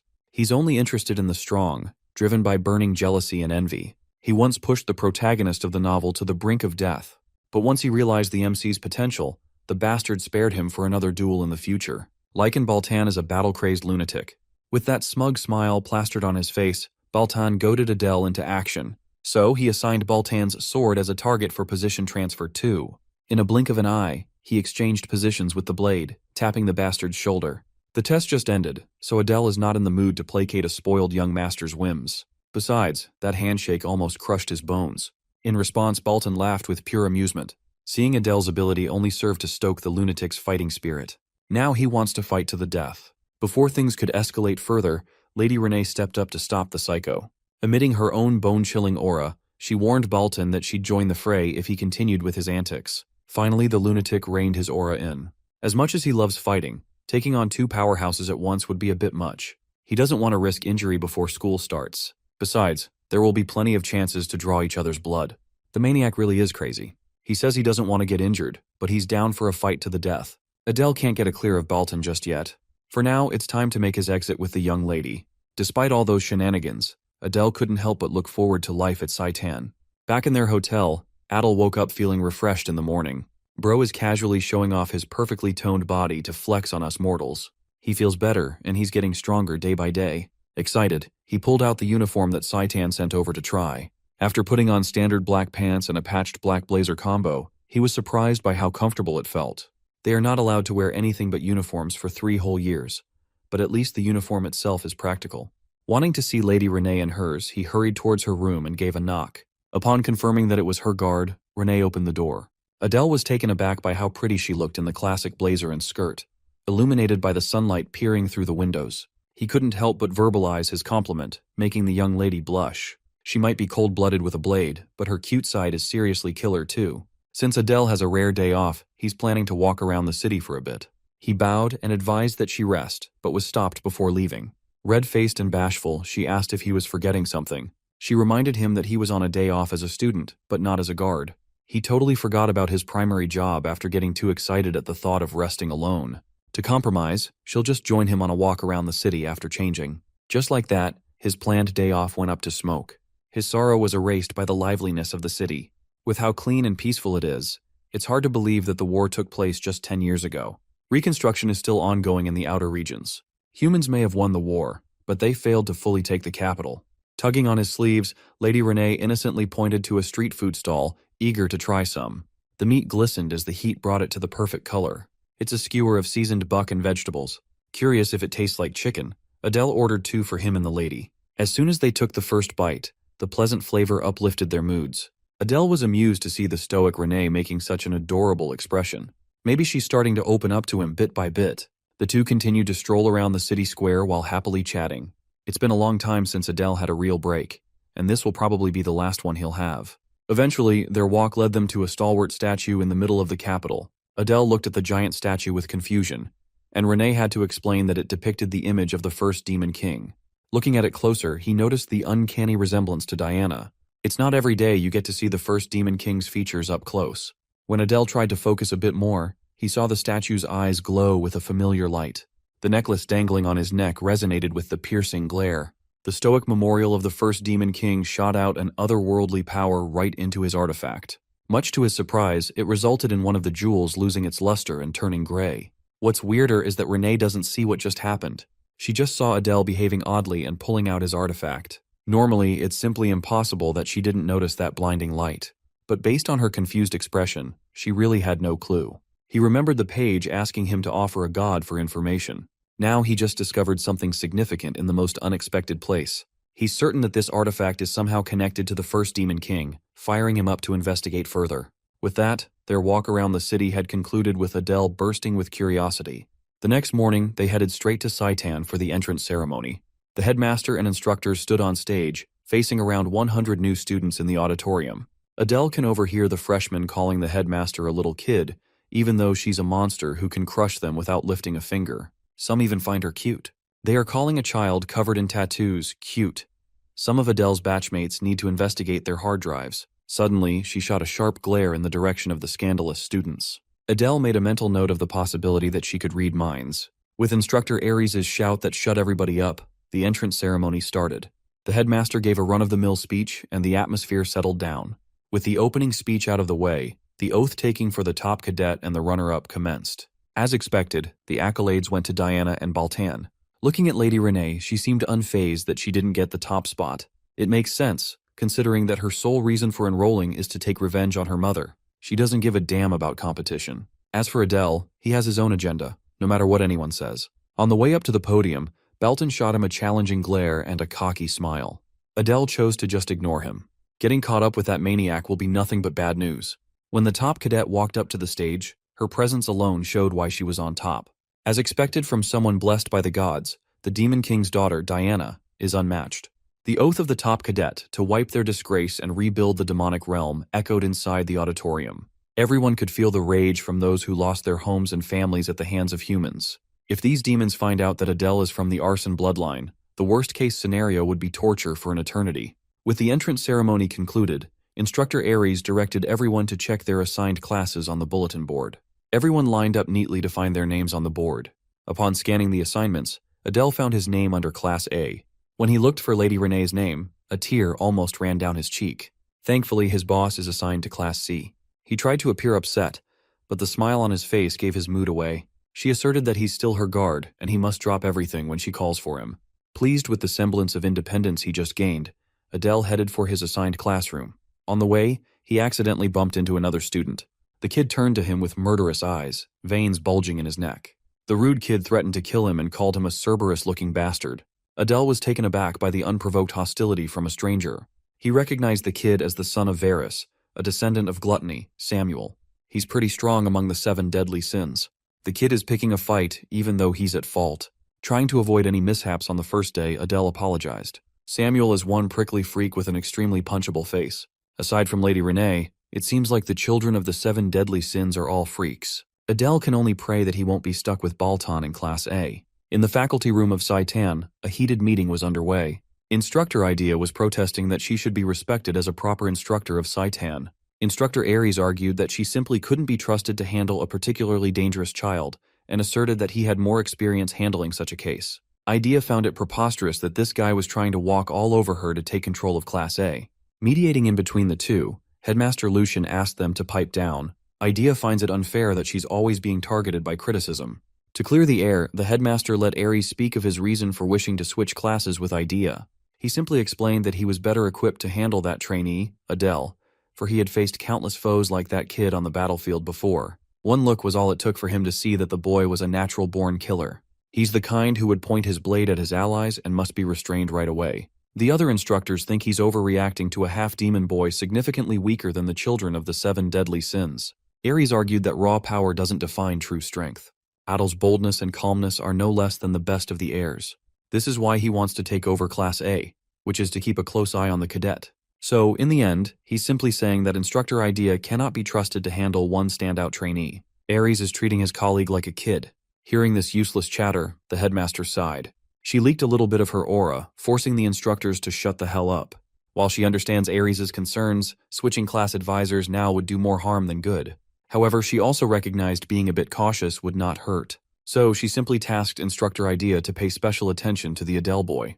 With that, the meeting concluded, and the first day of classes shall officially begin. Inside Class A's lecture hall, Adele is sitting quietly while cursing his luck. In front of him was Laura Fran, the heir of lust, already pestering him non-stop. At least being stuck with her would be better than being stuck with Diana. And instead of Baltan, another one of his classmates is Samuel, the prickly brat of gluttony. Laurel conceitedly asked him if he followed her into class when everyone knew that class assignments were random. With a haughty laugh, she arrogantly bestowed Adele the privilege of being her slave again. Look at those horns. Some of you would have folded immediately. While they were having a one-sided conversation, Samuel butted in and threatened to kill both of them if they didn't shut the hell up. Even for a demon, this kid is just insufferable. Laurel did not like his tone at all. Thankfully, she found another target to bother, leaving Adele alone to cry, for this would be his life in the near future. The door burst open and Instructor Idea entered the lecture hall, silencing everyone. Her presence commanded everyone's respect. When she finally got to the lectern, Instructor Idea introduced herself to the cadets of Class A. She also added that people know her more commonly as the Legion of Calamity. That nickname goes hard. Not gonna lie. The students murmured amongst themselves upon hearing her moniker. She's famed to have killed 10 or 30,000 humans at the Pollux River by herself. Adele liked what he heard. With such a strong mentor, his chances of survival should improve by a lot. With introductions done, she segued into how their classes will progress in the coming days. It's quite simple, actually. She will be in charge of teaching them hunting methods. Of course, they won't be hunting animals or demonic beasts. They will be hunting, one of the main reasons why cadets flock to Saitan. They will be learning how to properly prey on humans. Adele maintained his poker face upon hearing such a thing. Instructor Idea will be solely responsible for hunting classes. Magic and weaponry will be taught by other capable instructors. On top of that, she'll also be in charge of basic stamina training. For their first class, being cooped up inside a classroom won't suffice. They need to go to the training grounds. As soon as Adele laid eyes upon the grounds, he was shocked by its size. It's maybe 4 or 5 times larger than a typical field. With everyone assembled, Instructor Idea activated her ability and summoned a swirling black hole, directing everyone to pay attention to her actions. When the black hole reached critical mass, a spread of darkness descended. The hole turned into a portal, and the sound of metal marching out bellowed. An army of human crusaders trailed out of the portal, their expressions blank. Seeing the strained looks on her cadets' faces, she assured them that these were just illusions created by magic. She also created the Sword Saint that tested their mettle at the entrance exam. Adele could tell that someone capable of creating a clone nearing a tenth of the Sword Saint's power was not someone to mess with. This instructor is a monster in her own right. While Saitan is quite formidable, he is pretty certain that the Royal Academy far exceeds it by a decent margin. Instructor Idea gave the cadets of Class A a simple task. They must pass the humans and reach her. For starters, she scanned the field until her eyes landed on a particular trainee. She called Adele up to give him the first try. With a sly smile, she dared him to stab her throat like he did with the Sword Saint's clone. Just when he thought he'd escaped the prying eyes of Instructor Ares, it seems like Instructor Idea is also wary of him. Firstly, he asked if they wouldn't have a normal direct sparring. She expounded that humans use their leader as a source of mental fortitude. They are susceptible to falling like dominoes when the leader falls. A strong leader begets a strong army. She will take on that role for this sparring. Adele thought it made sense. Sun Tzu's Art of War chronicled the concept that an enemy can be defeated by capturing their chief. As he drew his dagger, a confident smile appeared on his face. Subduing a leader in the middle of an army is way too easy. Instructor Idea jovially added that subduing her is impossible, so a simple tap of a hand or a weapon on her body will suffice for a passing grade. And so, she ordered her human army to begin their assault. A second had barely passed, and Adele had already transferred from behind the overconfident instructor. His dagger could lop her head off if he wanted. The confident smile was erased from her face as thick killing intent froze her in place. Adele playfully asked if this was considered a pass. They started off separated by a dozen meters, but this much distance is practically nothing to him now. All he had to do was transfer twice to sneak up on her. He's steadily progressing the cap on his position transfer. Soon he'll be the perfect assassin who can bring down any enemy base with ease and finesse. Instructor Idea laughed. She's not naive enough to leave her body unguarded. Her body is protected by a barrier. At least now she gets why Ares is so adamant about watching out for this kid. She gave him a passing grade and told him to get back in line. As he walked back to the pack, he wondered if what he sensed was hostility or curiosity. Either way, it made him worry about his identity being leaked. Instructor Idea praised Cadet Adele and warned the rest of the class that those who fail will receive additional classes. And so, Class A took turns trying to break through an army of human clones. As expected of demons, they got the basics of combat down pat. It also helps that they're fighting against the equivalent of normal humans without powers. Still, all everyone had accomplished thus far was taking down a few puppets that the instructor wasn't even directly controlling. One by one, the cadets were forced to surrender upon being overwhelmed by a sloppily assembled battalion formation. The next cadet who was called up saw the mistakes of his classmates and tried to use elevation to bypass the wall of human puppets. He was quickly shot down by a group of puppet archers and their arrows. Adele awkwardly smiled at such pathetic displays. Times like this remind him of how broken position transfer really is. At this rate, he should be able to aim for the top of the class. Next on the list is none other than Samuel. Adele is looking forward to seeing if this brat's cocky attitude matches his skill level. Upon taking his starting position, Samuel began by accumulating mana around his body. The amount of concentrated mana continued to grow until the pressure around the area soared. Befitting of his brashness, Samuel's mana coalesced into a swirling tornado of pure destructive power. The other cadets were almost blown away by the scathing wind. Adele watched in shock as Samuel wiped the whole human battalion into one fell swoop. This is his first time seeing magic at such a high level. Samuel's gluttonous unique ability is a monstrous skill that can devour everything in its patch. Adele reckoned that the kid might take the top spot in the class for now. But when the dust settled, Instructor Idea emerged unscathed. In fact, she was quite disappointed with this batch. Adele expected as much. There's no way an instructor would let herself get blown away by a cadet. Samuel's attack wiped the board clean beside the leader. It was an impressive feat, enough to give a slight shock for a brief second. Unfortunately for him, he fails like many others. Samuel was taken aback, seemingly wanting to appeal the decision. Instructor Idea simply snapped her fingers and showed why something elementary was useless against her. Behind her was a whole army of human puppets. Once more, she emphasized that if a leader is left alive, humans will always find replacements to fill their ranks. Stretching all the way out of the field, Adele estimated that there should be about 200 puppets behind the instructor. All Professor Idea can say is that Samuel's magic is impressive, but only for a fledgling first-year cadet. The prickly Samuel knew better than to talk back. So, he scoffed and walked back to the pack. Adele was quite surprised that the kid could take the harsh result, albeit full of discontent. When their eyes crossed for a second, Samuel felt his anger rise higher. The kid's overconfidence in his ability is the root of his failure. If he focused all that power on the real target, he could have passed this test without any issues. The initial assessment continued as Idea called on another cadet. A high and mighty laugh bellowed from the crowd. Laurel Franz stepped up to the plate, excited to get her turn in the spotlight. The other cadets were certain that she'd pass. It'll only be a matter of how. She stood in front of the puppets, calling them minions who dared block her path. Her arrogant words did not elicit the response she was hoping for. Nervously sweating, her haughty words stopped coming. Seeing that she couldn't use her abilities on the puppets, she desperately thought of a way out of this mess. As Adele expected, the heir of lust is not the type to fight directly.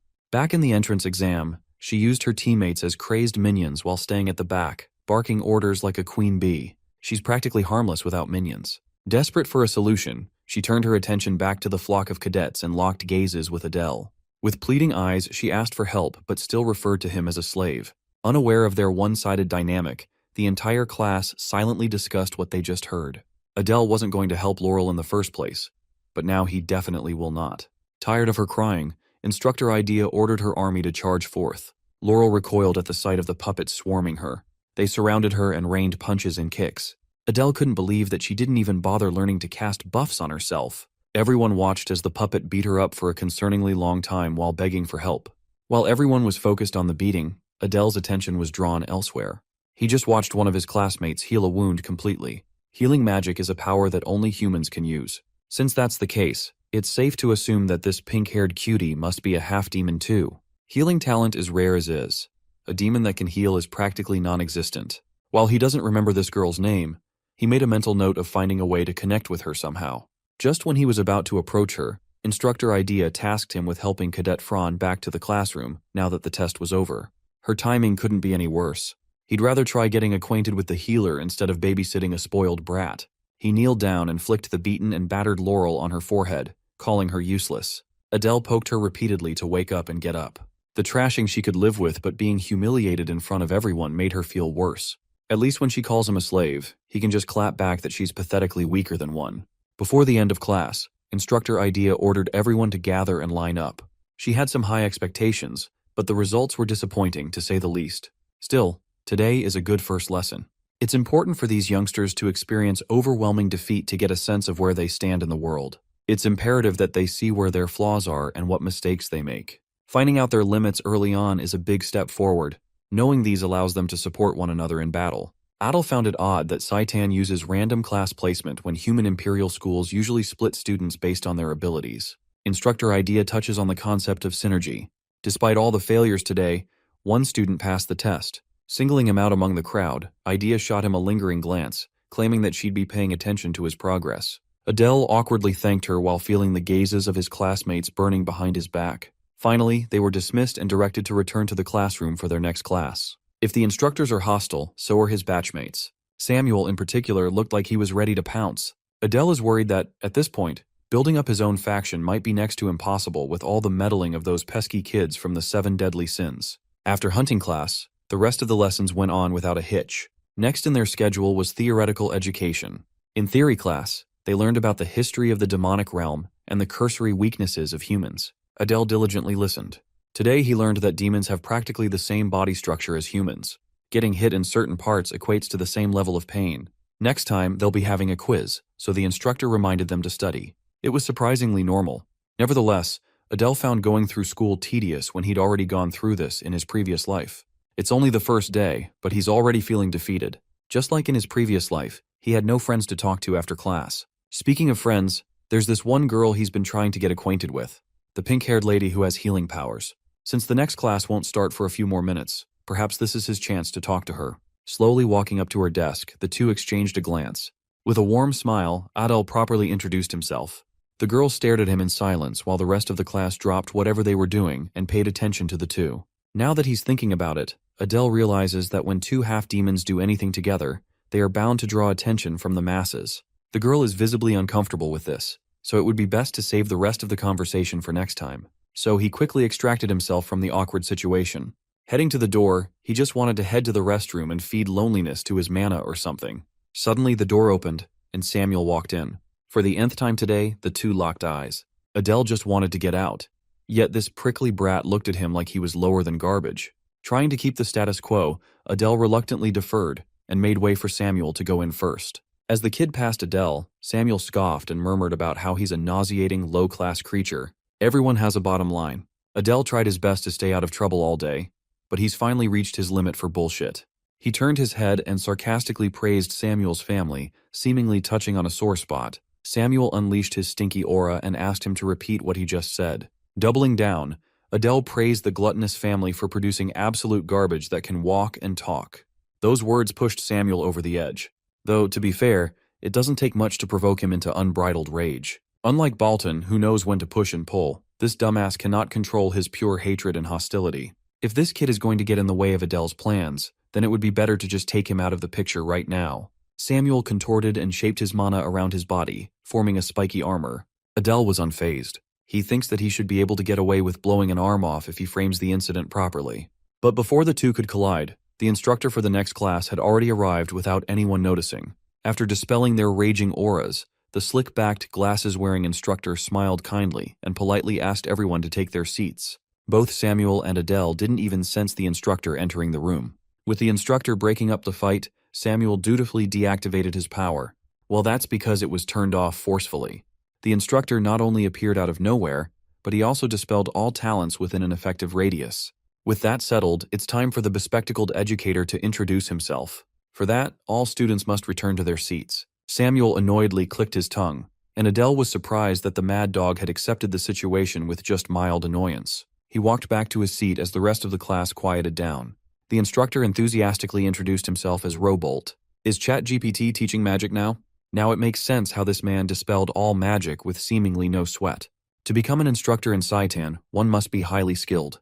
In any fantasy world, the first thing that often comes to mind is magic.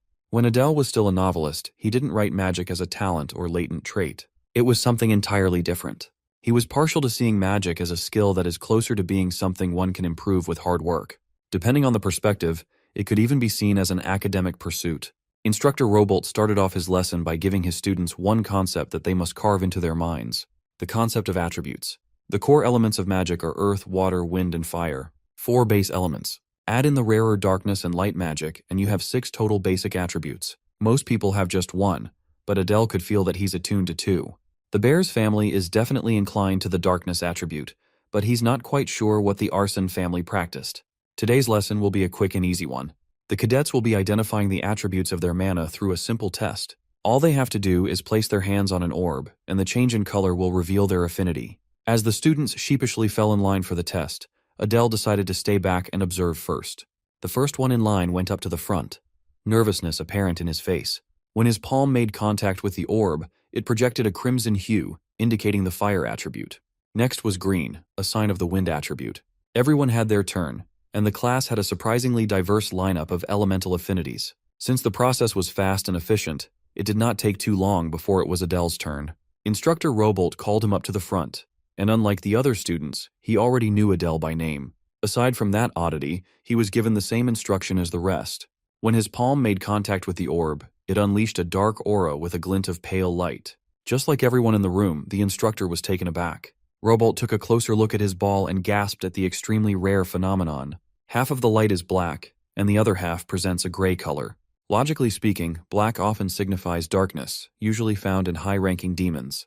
But a gray hue is new even to the instructor. Well, he's not entirely unfamiliar with the spectacle. As far as he knows, gray light represents chaos, the attribute of magic that defies the natural order, a real outlier. Aside from what it's called, the instructor doesn't have any information about anything else. Adele, on the other hand, was completely oblivious.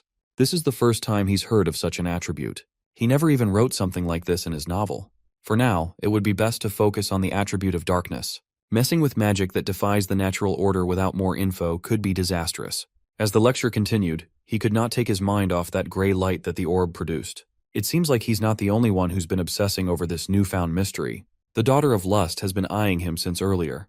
When Adele called her out for creeping behind his back and staring too hard, she was adorably flustered that her stealth technique was detected. She just wanted to come a bit closer to ask about what he was thinking, pulling a dangerous stunt earlier before the instructor arrived. Laurel Fran warned him against provoking Samuel, which was a ticking time bomb. Adele simply asserted that he's not the type to stand idly while he's being picked on without good reason. Laurel almost cursed him out for messing with someone from one of the most notorious and powerful families in the demon world. He argued that outside forces can't interfere with Saitan's business, so status doesn't really matter. But that is not the point Laurel is making. This matter is not just about demon versus demon, some innocent scuffle. Before spilling some privileged information out of frustration, Laurel stopped herself and sighed. All she could give Adele was a piece of advice. Adele must be very careful from now on and watch his back. He reckoned that Laurel must have wanted to tip him off about the Gluttony family's notoriety for exacting brutal revenge on their enemies. Either way, with the last class of the first day, he must focus up to close up without any more incidents. Come to think of it, the last instructor in today's docket is someone he's already met. Slamming his hand into the desk, the swordsmanship instructor, Ares, intimidated the cadets to submission. The hulking demon insulted everyone in the room for being weaklings who didn't even deserve to sit in his class. He was disgusted with the entrance exam turnout. Despite facing a measly 5% powered puppet, all groups except the top 8 were annihilated. Adele reckoned that Ares must be trying to provoke the class by hurting their pride. In this swordsmanship class, Instructor Ares aims to make sure that these cadets can at least take an opponent's arm in case they die in battle. In order to do that, today's first lesson is the importance of cardio. In other words, they will run until they drop. Ares believes that the foundation of swordsmanship is pure and raw physical strength. Any fancy technique backed by endurance can easily be magnified by 2 to 3 times in power. The allotted time for this last class is ticking, and the cadets have been running for 30 laps. With watchful eyes, the instructor spotted 2 cadets, namely Laurel and Samuel, doing something unforgivable. They were using mana to run without spending stamina. For that, the 2 heirs of prestigious families will be punished. For their punishment, they will be starting over this hellish run from the beginning. Adele was pleased with how those rich kids were dealt with for using tricks. Back in his day, he had to beat down knights after possessing a body before escaping to the demon world. Finally, Instructor Ares gave the much-awaited signal to conclude the diabolical class. Of course, only those who have completed 50 laps can proceed to their assigned dorms. Those who did not finish in time will have to take extra lessons. Today was no joke, but Adele miraculously got through it with minimal trouble. After freshening up, his next stop is the dorms. The first day was surprisingly exhausting. All he wanted to do was find his room and lie down as soon as he could. Unfortunately for him, Lady Renee found him walking on the way to the dormitory. She looks like she has a bone to pick with her so-called bodyguard. Swiftly regaining his composure, he asked his boss what was up. When asked about her first day of classes, she responded with a despondent silence. He wondered if someone offended Renee in her class or something. Before inquiring further, he needs to take this conversation away from prying eyes to avoid misunderstandings. Finally, the lady spoke and laid down her complaint. She was actually upset that the instructors did not give her nearly enough training, so she wants him to join her for some cool-down exercises. Adele, who just sweated his balls out in the field a minute ago, was mortified at the mention of more extraneous activities. Unable to say no, she led him to the personal training ground for cadets nearby. Even though it's tough, tagging along for some extra training with a child of the 7 deadly sins makes sense. Getting stronger increases his chance of survival. They arrived at the facility, and it was surprisingly spacious and well-equipped. Almost every machine was taken, and everyone was seriously working hard to improve their physical strength. Of course, Lady Renee immediately went for the heavy-duty weights. Adele volunteered to take a crack at the barbell first, confident that his years of working out in the previous world would make this easy. He tried a simple deadlift. This dude looked like he was about to shit his guts, and he could not even make the thing budge in the slightest. Lady Renee frankly called him a weakling and warned him to stop before he got hurt. He must have forgotten that the original Adil Arslan spent his whole life confined indoors. The lady grabbed the barbell he was straining so hard to move and did a perfect overhead press in her uniform without breaking a sweat. She has the ultimate sleeper build. In terms of pure strength, Adele is miles behind this girl. He needs to work hard and get some meat in his bones. The cool-down exercise she dragged him into stretched for a non-stop 2 hours before Renee reluctantly agreed to stop. It's about time to pack it up and go to the dorms. Overall, the tail end of Adele's first day was one big training montage. Curious about his current gains, he decided to take a peek at his status window while Renee was changing clothes. Well, he's still a chaotic half-demon with plenty of traits, a position transfer talent, and a mana count of 1321. Even though he's been diligently practicing mana manipulation every night, it only increased by a measly 24 points. It looks like he's entered the slowest growth phase. Maybe downing some elixirs would help. When Renee finished changing, he was knocked away from his contemplation. After escorting her to her side of the dormitory building, he implored the lady to get some rest. If Adele had stayed in that training facility a second longer, he would have collapsed. Following the directions he was given, he traversed the higher floors of the dormitory for his room. According to the letter of acceptance, he was assigned to room 407. Upon arriving at the 4th floor, a row of ornate doors stretched before his eyes. Standing before the one that had his room number, Adele wondered what kind of roommate he was about to bunk with for the year. He solemnly prayed for someone with good character, a potential ally, if you will. He's about to meet his potential first friend in the demon world. He felt a little giddy as his heart raced in anticipation. Adele opened the door with a smile and polite greeting but stopped his words midway through. Sitting on the left side bed was none other than Samuel, son of Varus, the bastard he was beefing with. The single worst person to be paired with. Both of them were stunned in surprise, clearly unaware that they would be put into the same damn room. When the initial surprise wore off, tensions quickly rose as hostility filled the air. Miraculously, these two managed to not pounce on each other on sight. They were in a similar foul mood upon confirming that they would have to share a room for an entire school year. The mortal enemies would occasionally glance and size up each other only to turn away when their eyes met. Of course, the racist dipshit still refers to Adele as a filthy half-breed. Hearing those poisonous words, Adele sighed and abruptly stood up. Samuel also got into position, ready to duke it out at a moment's notice. Adele is not dumb enough to invite trouble by fighting. He just can't stand being in the same room as this arrogant prick, so he's going out for a bit. Before opening the door to make his exit, he forebodingly wished the dipshit a quiet rest. Based on the dark circles under his eyes, Samuel doesn't look like he gets much sleep in the first place. After walking out of that prickly dorm room, Adele walked carrying his frustration. He'll just come back when the prick is asleep. How can a guy who's not even a descendant of wrath be so consumed with seething anger? Samuel is supposed to be the descendant of gluttony, right? With his train of thought in disarray, Adele found himself wondering about this chaos magic affinity of his. Questions about this unknown mana attribute nagged at his mind. Maybe he should ask the information paper if they know something about it. But if they have any leads, surely Instructor Robolt would have shared it with him, or he would be learning its power through inscriptions right now. Besides, obtaining information costs a lot of money, and he is currently as broke as the one watching this video right now. For now, the best use of his time is finding a place to train his mana techniques. While he was wandering the nearby woods of Saitan, he spotted a singular sparrow. The little fellow was cute, but there shouldn't be any kind of critter around this place. Adele sharply took note of this oddity. With a stoic poker face, he turned away from the bird and went on his way. When he finished mana training, the sun had long since set, and the dark night had set in. Opening the door, Adele found his hateful roommate asleep in his bed. Luckily, he won't have to deal with more bad vibes. Absolutely exhausted, he hopped into his own bed, feeling as though he was about to pass out at any second. Still, he wants to squeeze in every second of training he can get, and that includes the minutes before bedtime. As soon as he closed his eyes, exhaustion took over and knocked him out cold. Upon sensing that the half-breed was asleep, Samuel got up from his bed and hovered over Adele with a malicious gaze. Samuel just stood there menacingly. He just walked over to watch his new roommate sleep while talking trash about his looks. Normal stuff. What the brat cannot accept is the blatant insult to his family name. He recognizes that he was in the wrong, but Samuel won't be caught dead apologizing first.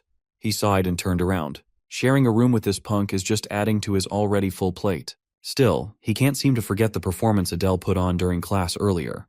When he saw that swift and decisive technique, Samuel's heart throbbed painfully. He felt a painful sensation that he had experienced before.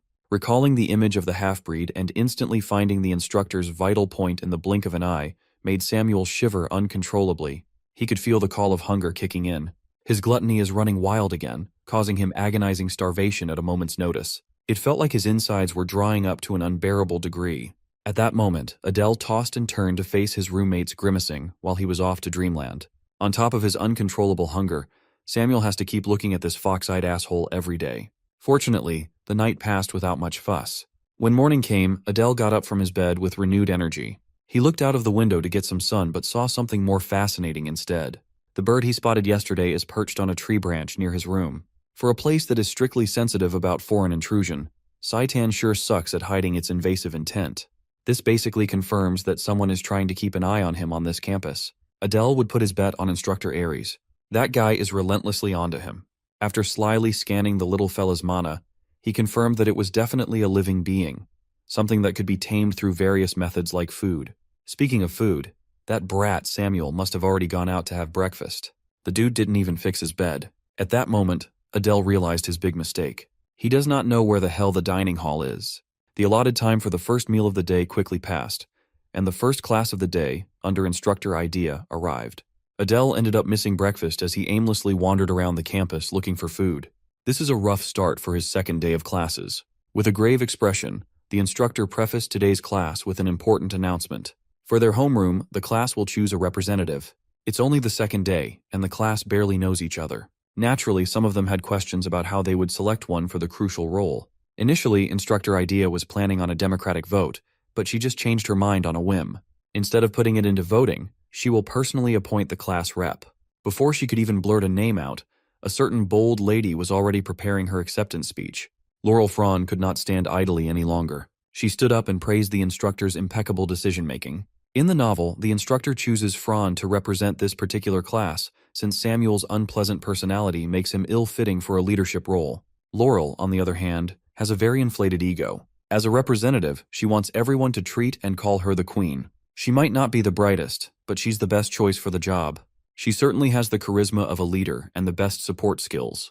While she was busy claiming the role that wasn't hers yet, some of the other students were hoping that the competent Adele would be their representative until they remembered that he was a half-breed.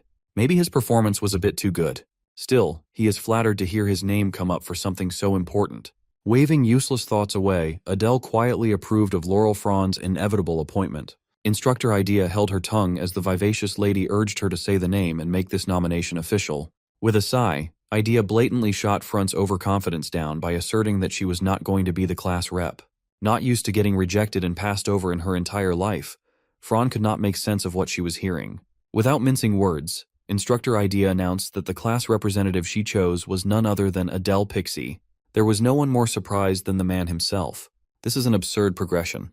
There has to be some hidden agenda here. No one in their right mind would approve of a half-demon representing the whole class. Instructor Idea expressed her high expectations for the young man, hoping that he would lead everyone to success. After dropping that bomb of an announcement, she scurried off to another class she had to oversee. Samuel was visibly frustrated. The dude he's been wanting to tear apart just keeps moving up in the world. Classes will now heavily focus on practical training to prepare for midterms. Until the end of the day, they must group themselves into 3. Adele dug into his memory and recalled what midterms and practicals entail in a place like Saitan. It is more than likely that they will be tested on their ability to kill live humans. After all, that is the point of all the training they are undergoing. In combat, killing is imperative. Before promptly concluding today's brief homeroom class, Instructor Idea turned to Cadet Fran. With a venomous smile on her face, she warned the young woman to never talk so casually to her ever again, unless she wanted private lessons. Idea recognizes that keeping Fran's ego in check is practically a requirement. The task of submitting the team list by the end of the day naturally falls in the new class rep's hand. Setting the list aside, no one has any idea what the upcoming practical even is. Maybe they'll be fighting Idea's dolls again. If that were the case, though, there wouldn't be a need to form teams. In the novel timeline, it's still too early for the human world's terror incident. Anyway, what matters now is making a proper and functional team. Well, he already has one person he badly wants to pull into his fold. In the faculty building, one of the instructors is marching down the halls like he just heard the worst news of his life. Instructor Aries looked like he was ready to bitch slap anyone brave enough to stand in his way. Without knocking, he barged into Idea's office with his voice at full volume and his tone hostile. Seeing how calmly Idea responded, it's safe to assume that she's already expecting this visit. It's been a while since she had seen this dude looking so serious. It's kind of amusing for her. Aries came out swinging with his inquisition about the selection of that dangerous kid as class rep. The announcement was made just a few hours ago. Aries sure has efficient eyes and ears all over Saitan. Instructor Idea vehemently defended her choice. She knows the implications of what she did. This will be a temporary situation, but she thinks giving Adele authority over Class A is the best course of action. Instructor Aries refused to hear any outlandish reason she could come up with. He wants that class rep selection overturned and someone else appointed immediately, or else, even with that veiled threat, Instructor Idea stood on business without budging on her decision. She simply rejected Aries' demand like a real one. Aries clutched his head in frustration. He can make threats all he wants, but he really can't act on them against a fellow instructor. The thing is, Idea actually liked that kid. He has top-tier skills, and he's not an arrogant brat like those 7 deadly sins descendants. Furthermore, he's backed by the Bears family. Still, Aries firmly trusts his gut that the boy can't be trusted. After all, there's nothing more dangerous than a blind blade. Instructor Idea sighed and walked away from the argument. She will handle everything, so Aries better stay out of her way. She is supremely confident in her eye for real talent. Unable to do anything about the decision, the big man just stood there helplessly. Now he's regretting not pushing harder to take over that class. He feels a foreboding feeling about leaving someone so dangerous to a new instructor. Most importantly, the kid reminds him of a half-demon who left him with an unforgettable battle scar from a past battle. He could not shake off the eerily similar vibes of that killer to Adele's. While the chances of blood relation are slim, it cannot be overlooked. They don't even know what motivates that fox-eyed wolf. Aries walked towards the window and whistled for his little bird. So far, all the reports he's been getting are clean. Adele hasn't done anything that raises red flags. Just to be safe, keeping surveillance should suffice for now. He can't afford to take his eyes off a threat, even for a moment. Back in Class A's classroom, the cadets have been busy trying to form teams during break time. Adele might be the newly appointed representative, but not a single soul has approached him yet. He's worried that he might look too shady or something. Hell, even that asshole Samuel is getting offers to team up.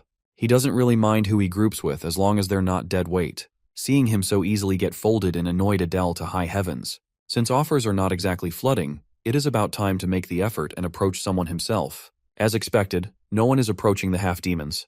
Just like him, that healer girl was also ignored. So, his first target for recruitment is a fellow half-breed. Unfortunately, the girl sees her as some sinister being who's up to no good. Seeing him walking towards her menacingly nearly gave the poor lady a heart attack. She was so tense that she let out a tiny hiccup. It was Adele's fault, really. He was trying to scan her mana, and that must have startled her. Her mana pool is pretty deep, and her healing is invaluable. She would be the perfect support. Putting on the most disarming smile he could muster, Adele reintroduced himself. In return, she also introduced herself as Luna. Finally, he popped the question of teaming up.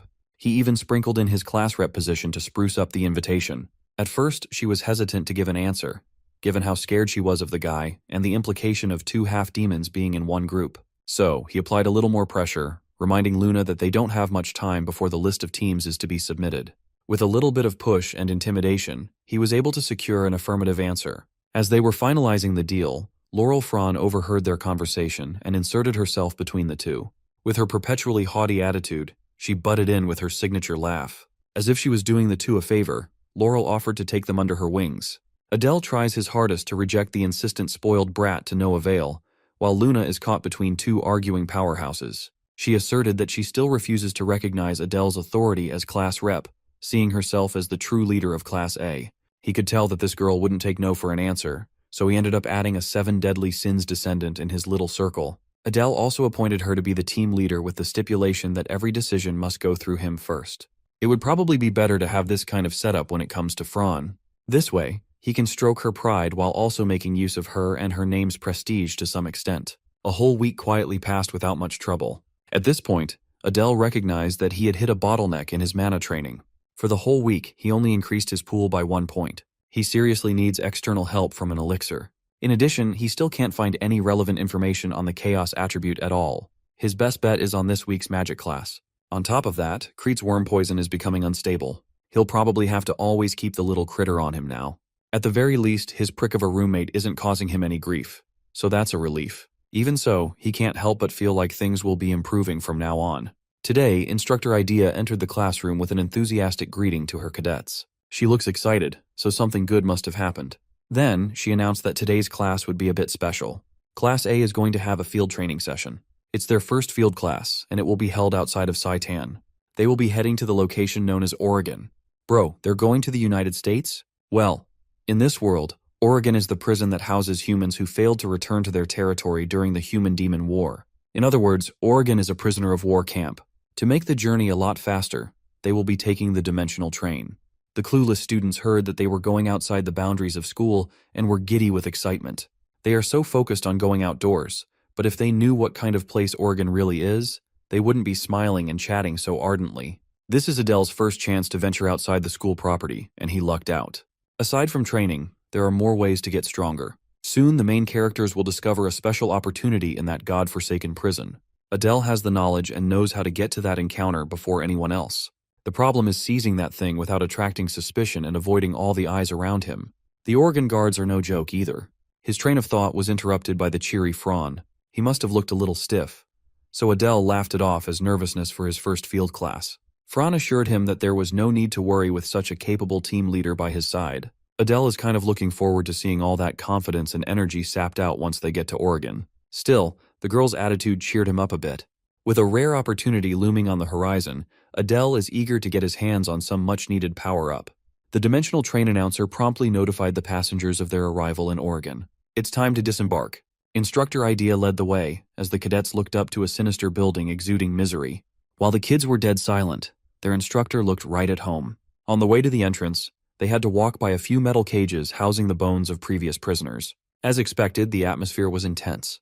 The cadets who were expecting some leisurely place for field training are now shaking in their boots. To ease them up a little, Instructor Idea explained that there won't be any combat tests today. She said it as if something awful wasn't obviously about to happen. That woman has a twisted sense of humor. The guards of Oregon welcomed the Seitan cadets with complete indifference. According to Adele's estimation, these guards must be as strong as instructors based on the pressure coming from them. With the verification done, they were invited to follow along closely. The walls of the hallways were inlaid with torches. It looked medieval up in this camp. Every stereotype you can think of was present. When they walked a little deeper into the facilities, desperate cries of humans begging for help and mercy became audible. Even the usually upbeat Fran was skeeved off. As they continued walking, an odd stench filled the air. Adele was inwardly laughing at the cadets who didn't know what they were about to experience. As expected, that prick Samuel doesn't seem affected or even remotely bothered at all. He's a weird one, that guy. Upon descending some stone stairs, Instructor Idea signaled for a stop. Suddenly, the ceiling opened, and they were welcomed to today's true training grounds. They are about to see the true face of Oregon, but it isn't pretty. With moonlight pouring in from the open ceiling, the cadets were finally able to see the miserable prisoners inside their cells. For a human, this place can be the closest thing to hell on earth. As everybody can tell by now, this place holds humans who dared to attack the demon realm. They are labeled as brutal criminals who have demon blood in their hands. Some of the worst of them even murdered pregnant women and children. Since everyone looked so curious about the subject of today's training, Instructor Idea tasked one of the guards with bringing in a test subject. With a malnourished and defenseless prisoner kneeling before her, Idea stimulated her magic. The threads of her power extended and wrapped around the poor guy. With a sadistic look in her eyes, Idea conjured a ball of pure misery made with magic and opened the prisoner's mouth. What happened next made the cadets' stomachs turn with its brutality. That wasn't the case for Samuel, though. He liked that gory shit. The prisoner was forced to swallow Idea's ball, and his head immediately twisted and shifted into something unimaginably grotesque. After a few seconds of unbearable agony, the prisoner's noggin exploded into bits and pieces of meat, blood, and brain matter. Instructor Idea just demonstrated the extremely simple premise of this field test. Cadets must kill one human however they please. Any method is allowed. Those who have weaker stomachs couldn't bear to look at the aftermath of their instructor's bloody demonstration. Adele, on the other hand, felt nothing at all. His psyche must have become completely one with the original demon who had this body before him. His goal won't change no matter how dirty his hands have to be. He will survive to the end and fix this wretched world's ending whilst fulfilling the original Adele's wish. To test her newly appointed class representative, Idea called up Adele to take a crack at the task at hand. Without saying a word, he walked up to the nearest cell and opened the gate to take his pick. Chained up against a wall was yet another underfed prisoner of war. Knowing what was about to happen, the poor sap looked at Adele's dagger with terror. With an emotionless tone, the young man extended a courtesy to hear the man's last words he wanted to leave behind. With vitriol and pure hate, the man screeched that his only regret in life was that he could not kill more demon bugs. He warned that humanity would wipe out every last demon in existence. Hearing the ramblings of a hateful madman fueled Adele's swift and clean blade swing. Knowing that he's killing such a piece of work felt oddly satisfying. When he walked out of the cell, Instructor Idea was clapping for his impeccable performance. The instructor and the class rep have had their turn. Now it's up to everyone else to enter their chosen cells and let human blood stain the floors. As for the half-demons in the class, they have to step aside with the instructor for a moment. Adele watched as Idea led them to the other side of the facility. He never knew that there was another half-breed in the class other than him and Luna. Speaking of Luna, she looks like she's not cut out for this brutal test. You see, Instructor Idea prepared a few specially designated prisoners for the half-breeds. Instead of killing humans like the rest, they must take the life of a fellow half-demon. This way, they can prove that they are not traitors to their demonic blood like the scums in this lineup. Seeing the traitorous demons who joined the human side when the war erupted, most of the half-breed cadets felt their blood boil. They have suffered and were persecuted because of the disloyal actions of many. Instead of using a weapon for a cleaner kill, the half-demon cadets used their fists and feet to beat the ever-living crap out of the defectors. Adele watched and listened to the sounds of bones breaking and helpless pleading. On the other side of the prison, Samuel led the charge by summoning his gluttonous apparition to devour his human prey. Sounds and the stench of death filled the air as Luna tried to tune the depravity out. Samuel didn't even need to kill with such brutality, but he's just a real sicko. Adele worries that if Instructor Idea sees Luna's complete breakdown from the pressure, the poor girl will be in trouble. As for Laurel Fran, she inquired if using her abilities to get the kill would count as a pass. Instructor Idea gave her the green light and chose a cell for a victim. She brought out 2 prisoners and put one of them in a spellbound trance. With complete control, she passed down the kill order.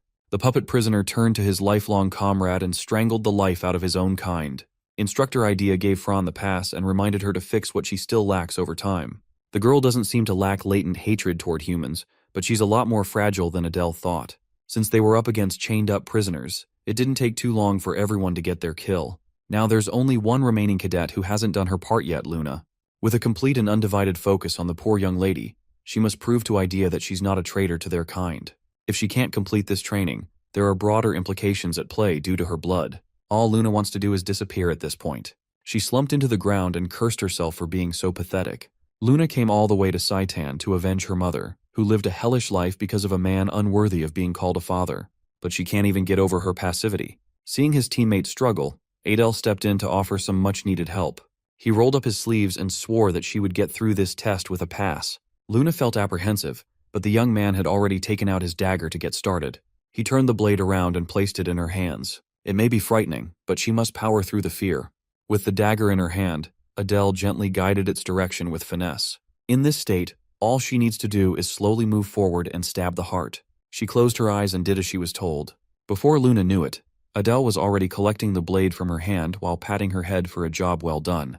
If he had not stepped in, things would have taken a turn for the worse. It's obvious that nothing good would happen if a half-demon refused to kill a filthy human. At the very least, she would be expelled. At worst, she could face a very painful fate. After helping Luna, Instructor Idea expressed her displeasure in seeing her class rep overstepping. Clearly pissed at Adele's tampering, there's no way that Idea would give the girl a pass after such a pitiful display. He reasoned that Idea laid out the rule that using one's ability to kill a human net is a passing evaluation. Cadet Luna is the only one among them with healing abilities, something more suited for a supportive role, and she is more valuable than most of the cadets who passed. By that logic, Adele is implying that he would gladly abandon other cadets with insufficient talent. He stood on business and asserted that he would do just that. Instructor Idea was quite pleased with his response. Since she liked how bold this class rep was, she turned the other cheek and gave Luna the pass. This time, he was just lucky that Idea was a complete psycho instead of a traditional instructor. If they had Ares overseeing the test, his approach wouldn't fly. When Instructor Idea walked out of the picture, and Adele congratulated her for passing, Luna's nerves finally got the best of her, and she fainted. Come to think of it, Luna passing out actually works perfectly for Adele's next plan. It's about time to begin the real game and seek what he really came here for. He knows the layout of Oregon like the back of his hand, and there's plenty of time before they head back to Saitan. Against explicit orders to stay close to the rest of the class, he ventured even deeper into the depressing prison. As expected, the security became tighter the deeper he went. He needs some lube, a miracle, to descend underground. Deeming it worth a try, he enveloped his whole body with pure darkness. With his improvements in mana control, he was able to pull it off. With his body hidden in darkness, infiltrating the underground passage of the prison should be barely probable. Moving as carefully as he could, Adele tiptoed around the patrolling guard's blind spot. Upon drawing a little too close, he had to step back and hide upon feeling hostility. Adel's heart skipped a beat. He can't afford to be discovered now. Thankfully, the guard only made a cursory scan of the area before moving on. That scary dude must have sensed the subtle difference in the atmosphere, as expected of an Oregon guard. After passing the risky parts of the prison, he finally found the only empty cell on the entire first floor. If he remembers correctly, the secret passage should be hidden inside. Using position transfer, he trivialized the lock of the prison cell. As soon as he stepped foot inside the four-sided cage, the pressure mechanism on the floor kicked in. He struggled to stay upright and prevented any noise from leaking out while he fell to a seemingly endless drop. His best bet on landing safely is by using his rough knowledge of how deep the protagonists descended in the novel. After counting in his head for a few seconds, he sent his dagger flying down. As soon as Adele heard the sound of his blade making contact with the ground, he used position transfer to swap places. In doing so, he cheated the laws of physics and landed without as much as a scratch or sound. The first part is done. Now, he must traverse the underground waterway. On the way, he expected to run into a spawn area of toxic black slimes. Their poison is highly lethal on contact. In that case, he chose to aim for their cores from a safe distance. Thankfully, he has the Fang of Darkness for a long-range black blade rain. Each of the dark mana blades stabbed into the slime cores with perfect precision. Black slimes are troublesome and lethal, but they're not really a big deal when you exploit their glaring weakness. After reaching the edge of the underground waterway, he must go deeper under the pungent black goo. Without hesitation, he jumped into the murky goo, hoping not to run out of breath midway through. Suddenly, he heard a foreboding voice inside his head telling him not to go any further for a great evil lie ahead. Adele never wrote anything about this voice and this warning in his novel. As far as he's aware, he is heading to a site where a demon who rebelled centuries ago lies dormant. The great evil mentioned might be the beast that even the Demon King couldn't handle and had to seal away. Either way, he's too deep to turn back now.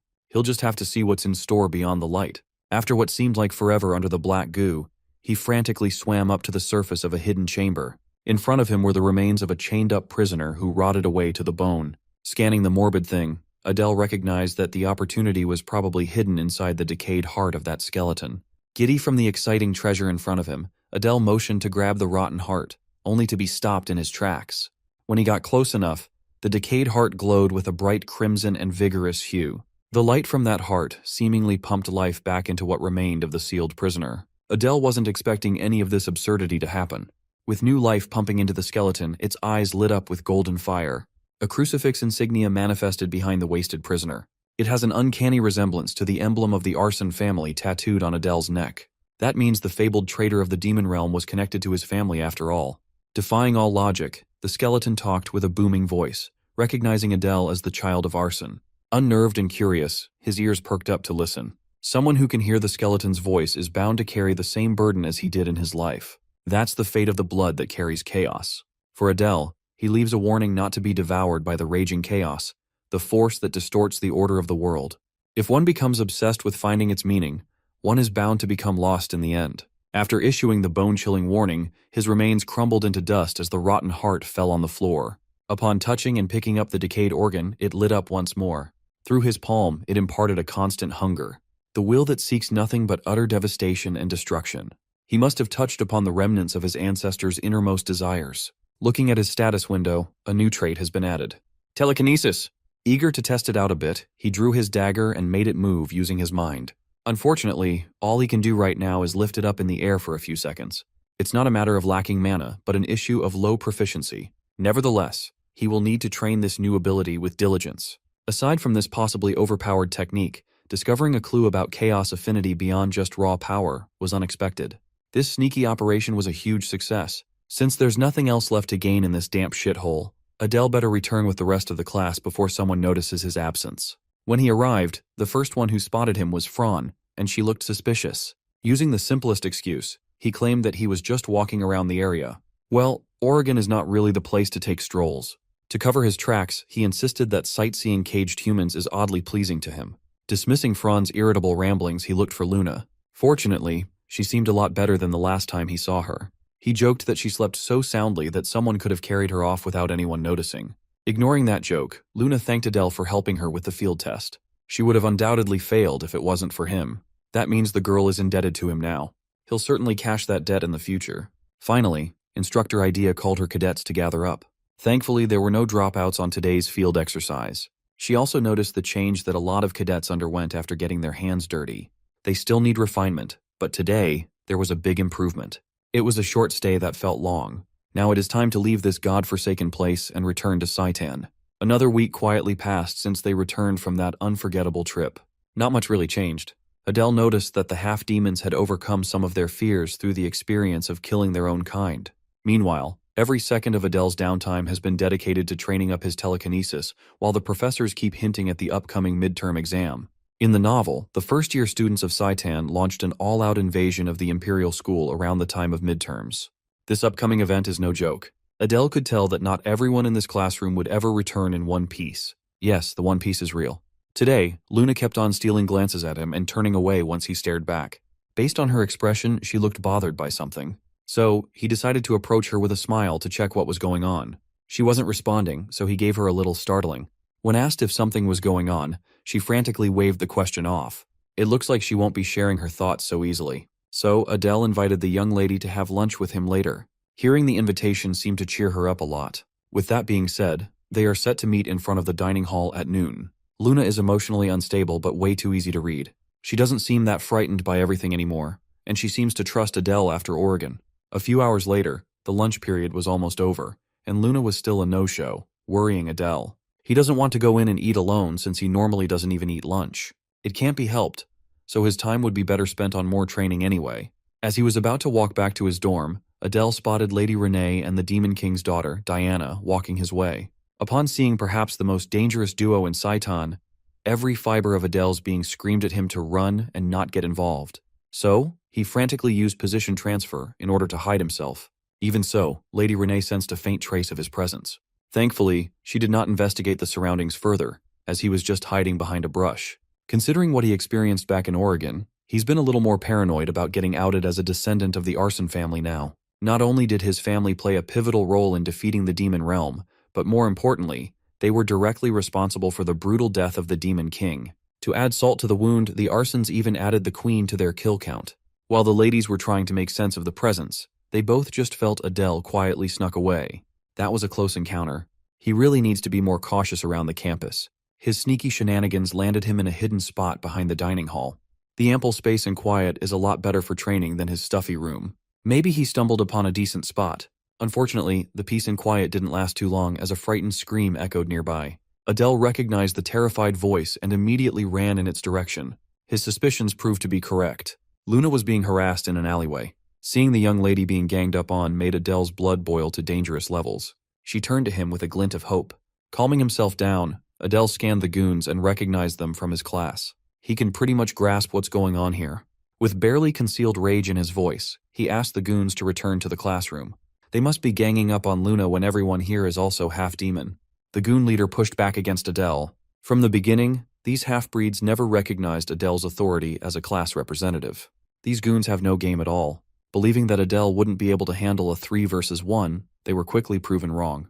With pure mana imbued with killing intent, Adele grabbed one of the goons and choked him without lifting a finger. The other two were taken aback, feeling the unnerving hostility of the class rep. These fools had the gall to stand up against him when they couldn't even move after feeling just a little bit of killing intent. He let the fool drop to the ground, looking down on the pathetic worm. Much to Adele's surprise, it seems like he underestimated one of the goons standing on the sidelines. The boy with the spider mark on his cheek wasn't scared of him. In fact, this dude is calmly analyzing his moves. After making an example of one, he implored the goons to stop embarrassing themselves and run. Hearing them bark even more, Adele gave one last warning, an opportunity to shut the fuck up. It's still lunchtime, and he'd rather not see his intestines before a meal. Limping away, the three stooges retreated with their tails tucked between their legs. The boy with the spider tattoo was still calm and collected as he stared at Adele with apprehension. Such a composure is unusual for a cadet. Aside from Luna, there might be another diamond in the rough in Class A. Once the goons were gone, Luna ran up to her savior with sincere gratitude for the help. Since they got held up for too long, their lunch meeting will have to wait for another time. The class will begin soon, so they had better hurry back. He heard that they are finally learning real magic today, so he doesn't want to be late. Day by day, Luna feels closer and closer to her fox-eyed knight. A few minutes later, Instructor Robolt entered the classroom and excitedly broke the news that they were finally delving into learning magic for real-life scenarios. Today's focus will be on invisibility and silence, two techniques that shouldn't fall in the hands of pervs. Coincidentally, these two are also the original Adele's forte. The purpose of learning these two techs is simple. How do you deal with someone stronger than you on the battlefield? At times, the only answer is assassination. For some, such underhanded methods aren't an option but a necessity. Right now, no cadent in Class A can defeat a human hero in a head-on fight. To get started, Robolt first demonstrated invisibility magic. He carefully explained how to heat their demon tattoo slowly as they circulate and release mana gradually. Even with a low mana purity level, one must try to spread the cover thinly and evenly across the whole body. Failing to do so will result in failure. After flawlessly executing every step of the process, the instructor seemingly vanished without a trace. That must have been why no one noticed when Robolt walked in during his fight with Samuel. Reappearing in the same spot he vanished in, the instructor tasked the cadets with wrapping mana around their bodies. First, they must close their eyes and devote all focus to the difficult and precise handling of mana. This step will take time, so patience is required. Even if they accidentally succeeded in a few tries, the caster should still be able to see their own body. Every cadet tried their hardest to devote all brain power and mana control to the task at hand. Robolt estimated that it would likely take more than a day for one of these brats to stumble into some semblance of success. One of the standouts was Laurel Fran. She has a deep mana pool and good control, as expected of a 7 deadly sins child. More impressively, the kid known for his brashness, Samuel, is exhibiting an astounding level of control. His body is already looking faint. He must have a natural talent for the technique. For normal cadets, a week of practice is the threshold to get a feel for invisibility's intricacies. Fran and Samuel are already at the prodigious level. While he was busy praising the rich kids, Robolt realized that one of the standout cadets was missing from his classroom. the kid with the chaos attribute that Ares warned him about.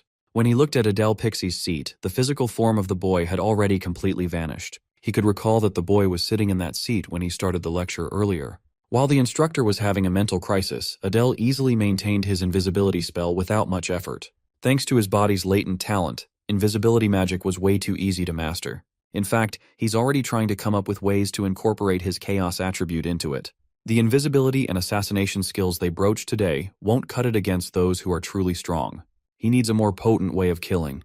As he was heading back to his dorm, Adele was stopped by Instructor Robolt in the hallway. The instructor just wanted to know if he had ever practiced magic before he was admitted to Saitan. Seeing no harm to it, he admitted that he's a first-time magic practitioner, but has always been able to use his inherent talents. Seeing that he has a generational talent in his hands, Instructor Robolt invited Adele to visit his lab from time to time. Bro is the LeBron of invisibility. He praised the young man for his exceptional potential for magic and the untapped possibilities of his rare chaos attribute. He is practically flowing with research value. Adele may be supremely talented in assassination, but it would not hurt to look into other avenues. Since he has something lined up today, he promised to come by Robolt's lab some other time soon. It would help his campus life a decent bit if he kept up the act of being a magic genius. Sitting in his dorm bed, Adele needed to take care of something before midterm started. To do that, he needs a technique beyond mere invisibility. Since Samuel isn't around, this is the perfect time to practice. If the events are consistent with his novel, then there must be a human spy hiding in the demon realm. He can't risk being found out by that person.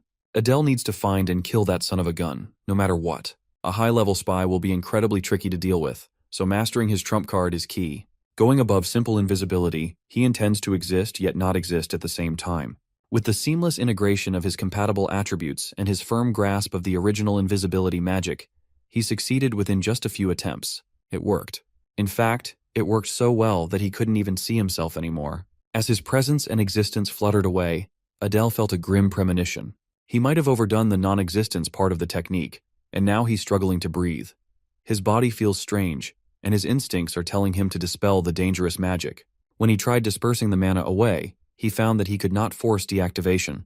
He needs to do it right now, or he will actually vanish out of existence for good. Focusing every bit of his being into wrestling his mana back in control, he managed to dispel the modified invisibility after much struggle. In that state, his sense of time and all of his senses turned blurry. It was truly a horrifying feeling to be out of control. On top of that, his mana was severely depleted, making it a struggle to put a stop to his erasure. If he hadn't clutched up, he would have been lost to complete and utter nothingness. This experience made him understand why the ancestor warned him about being devoured by the power of chaos. Still, he can't give up on such a promising trump card. An entirely new technique that combines a well-known spell with the attribute of chaos will be a lethal weapon in his hands. It shall be called absolute invisibility. Out of nowhere, while he was panting in exhaustion, his dickwad roommate barged in and kicked him with full force. Samuel was yelling at him fervently, but he could not understand a word he was saying. Come to think of it, he can't hear his own voice either. The worst-case scenario wriggled its way into his mind. Could it be that he lost his hearing? After things had settled down in the dorm and his hearing came back, Adele chose to stick with training his new tech in the outskirts of Saitan. This time, he had better control of absolute invisibility. Thankfully, the rebound did not cause him his hearing this time around. Instead, it caused him to lose his eyesight. Now he's certain that using absolute invisibility comes at the cost of losing one or two of his senses. He's been repeatedly testing and tweaking his spell for a week now. He had experienced losing his hearing, taste, touch, and now, vision. Fortunately, the drawback only lasts for about 2 hours each time. The bad thing is, he can't pick or tell which senses will be lost in advance. As he is right now, the technique can only be safely used for about 3 seconds. In other words, it's practically useless. A high-risk and low-reward technique is good for nothing. Perhaps he could unseal the technique if he can guarantee a kill. Aside from practicing absolute invisibility, he also tried combining his chaos attribute with other traits to no avail. The most straightforward way to get stronger right now is through swordsmanship and mana training. Without his vision, he's stuck in the woods for 2 hours with no sense of sight. Since he made a habit of coming out here early in the morning, he shouldn't be late for class later. Today, Class A is under the care of strict instructor Ares. After regaining his vision, Adele was forced to fall in line and run like his life depended on it. It's been weeks now, and all they've done in this class is cardio instead of learning the way of the blade. After a grueling stamina training session, Ares ordered the cadets to gather up. As class representative, Adele had settled into the role of relaying orders from instructors to his classmates. Of course, this always rubs the musclehead the wrong way. He's still bitter that Adele was appointed in such a crucial role. After clearing his throat, Instructor Aries announced that they would start reducing physical training time to begin incorporating proper swordsmanship lessons. Adele wasn't the only cadet who was pleased to hear that the running would be cut down. Today's swordsmanship lesson shall start with a demonstration. Upon drawing his blade, Instructor Aries beckoned the class rep to step forward. Adele had no choice but to capitulate. Aries rudely asked him if he was able to channel mana into his sword yet. He truthfully answered that he could do just that. Aries sternly asked him to go all out with his mana sword and try to launch an attack. As a handicap, the instructor won't be using any mana, just pure strength. Knowing this vindictive bastard, he must be trying to set a scene that would humiliate Adele. Before going on the offensive, he confirmed that Aries would only be using his sword.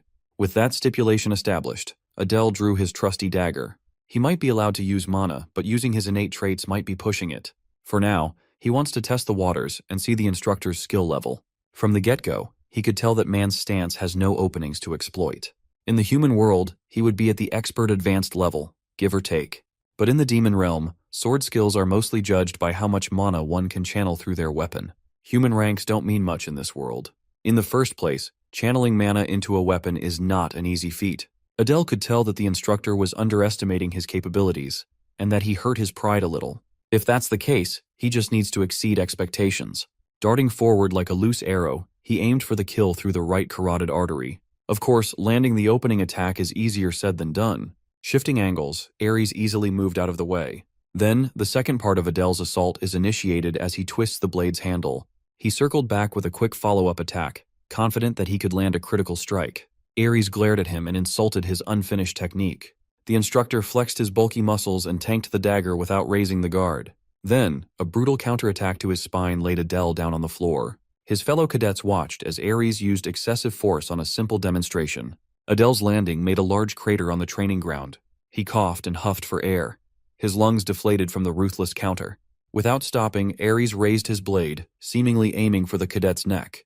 Based on the killing intent he was exuding, Adele could feel death looming closer. From the crowd, Luna worriedly called his name.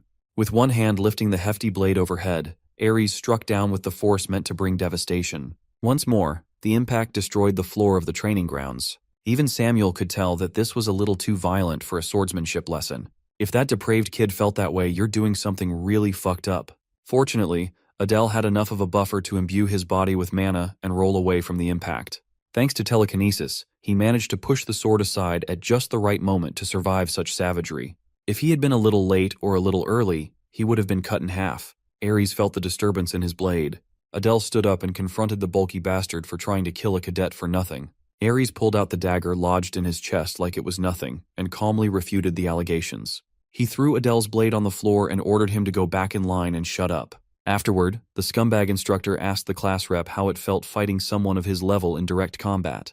Adele did not mince his words and asserted that what happened was a tactic used by the weak. Elaborating on his answer, he was allowed to use mana, but the enemy placed limitations on himself. What he gathered was Aries must be trying to show the class the only way for the weak to defeat someone stronger. One must be prepared to sacrifice oneself to deal damage to the enemy. By his estimation, Aries could have easily dodged his follow-up final strike, but the brute intentionally tanked the blade as if he planned to do so from the start. Much to everyone's surprise, Aries gave Adele credit for coming up with the correct answer. He wants to impose upon these cadets that the human realm is filled with terrifyingly powerful individuals. It is nearly impossible to defeat such fighters without doing risky plays. Demons have to resort to luring these powerhouses into complacency. When the situation calls for it, they must boldly expose their weakness for a chance at a surprise attack. What he teaches isn't the noble art of swordsmanship. In the real world and in real wars, such things don't exist. Aries will never teach his cadets pretty swordsmanship, only the kind that will win. Actually, they won't be limiting themselves with swords. From now on, this is a weapons class. He's basically telling them that death doesn't matter as long as you get the W. Aries is instilling this idea for the upcoming midterms. By now, the human Imperial School instructors must be gearing up on high alert. The human world spy must have already leaked the current situation in Saitan. In the novel, Saitan cadets will drop like flies while Imperial School students will come out unscathed. Aries likely suspects that Adele is that spy. In order to clear his name, he must root out the rat first. After one flashy demonstration, Instructor Aries dismissed his cadets. While the other walked back to the classroom in an orderly manner, Adele stayed in his spot. Aries looked at him with annoyance and asked if he intended to rebel because of what happened earlier. Of course, he denied such a ridiculous sentiment with a smile. But as soon as the instructor turned his back, Adele's veiled hostility burned. He can't really rely on the guy who's suspecting him of being a spy. Ares also abhors the murderous and ruthless side he's shown from day one. Adele couldn't help it. He's completely integrated into that aspect. Besides, a killer instinct is imperative to gain enough authority and status to suppress the strength of the 7 deadly sins.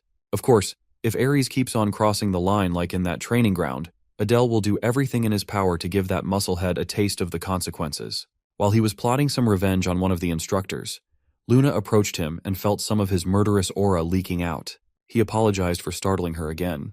It was not intended this time around. She just came over to make up for the last time they were supposed to have lunch.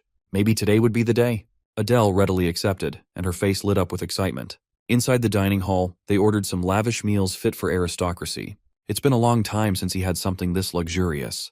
Well, it's been a while since he ate lunch at all. There were so many delectable dishes spread across the table. Luna worries that leaving leftovers might get them punished by the demon god of gluttony. As they were about to start eating, the goon squad that Adele bitch slapped walked in. They took notice of Adele and Luna. Before they could think about messing around with the class rep present, Adele waved at them with a smile, and the 3 stooges chose to mind their business. Unlike the other 2, Spider-Boy is still fascinated by Adele. Adele found this a good time to ask Luna what really happened with those 3. She confessed that she was being bullied by the other half-demons. She doesn't know why. They just started picking on her at some point. She blames herself for being weak and lacking any special physical abilities. Perhaps she doesn't see just how valuable her healing power really is. Luna added that the 3 never physically assaulted her. Instead, they just curse at her while passing by and take her silver coins from time to time. Hearing that she was enduring such a shitty situation, Adele advised Luna to always stay near him from now on. Luna asserted that she doesn't need protection. She just has to prove that she's not a traitor to demonkind. But that's all the more reason to stick together. Since he'd been meaning to do some digging, Adele asked Luna what she knew about the kid with the spider tattoo.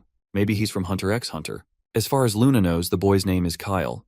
Hearing the name rigged Adele's memory, reminding him of someone named Kyle mentioned in the novel. Asking more questions, he found out that Kyle is a pure demon, but he's hanging out with the half-demon crowd. In Luna's eyes, that boy is particularly scary. He looks at her like she's a disgusting bug. Isn't that precisely how they looked at humans back in Oregon? Yeah, Kyle just entered the top of Adele's suspected spy list. He briefly considered asking the information paper for confirmation, but it might just be a waste of money he doesn't have. To save himself from further headaches, it would be better to check directly. After all, he's got plenty of relevant data on this spy. So, Adele got up from his seat and approached the table of the 3 stooges with a polite greeting. Immediately, they reacted with a mixture of fear and hostility, while Kyle remained indifferent. Offhandedly, Adele mentioned that he heard about a girl in the Imperial School's first year.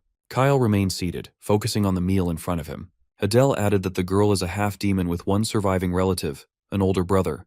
At that point, he could feel Kyle smoldering in his seat. To elicit a reaction from the suspected spy with a sinister tone, Adele name-dropped the girl, Ray. At that moment, Kyle must have realized that his cover was blown, and Adele was a much bigger problem than he anticipated.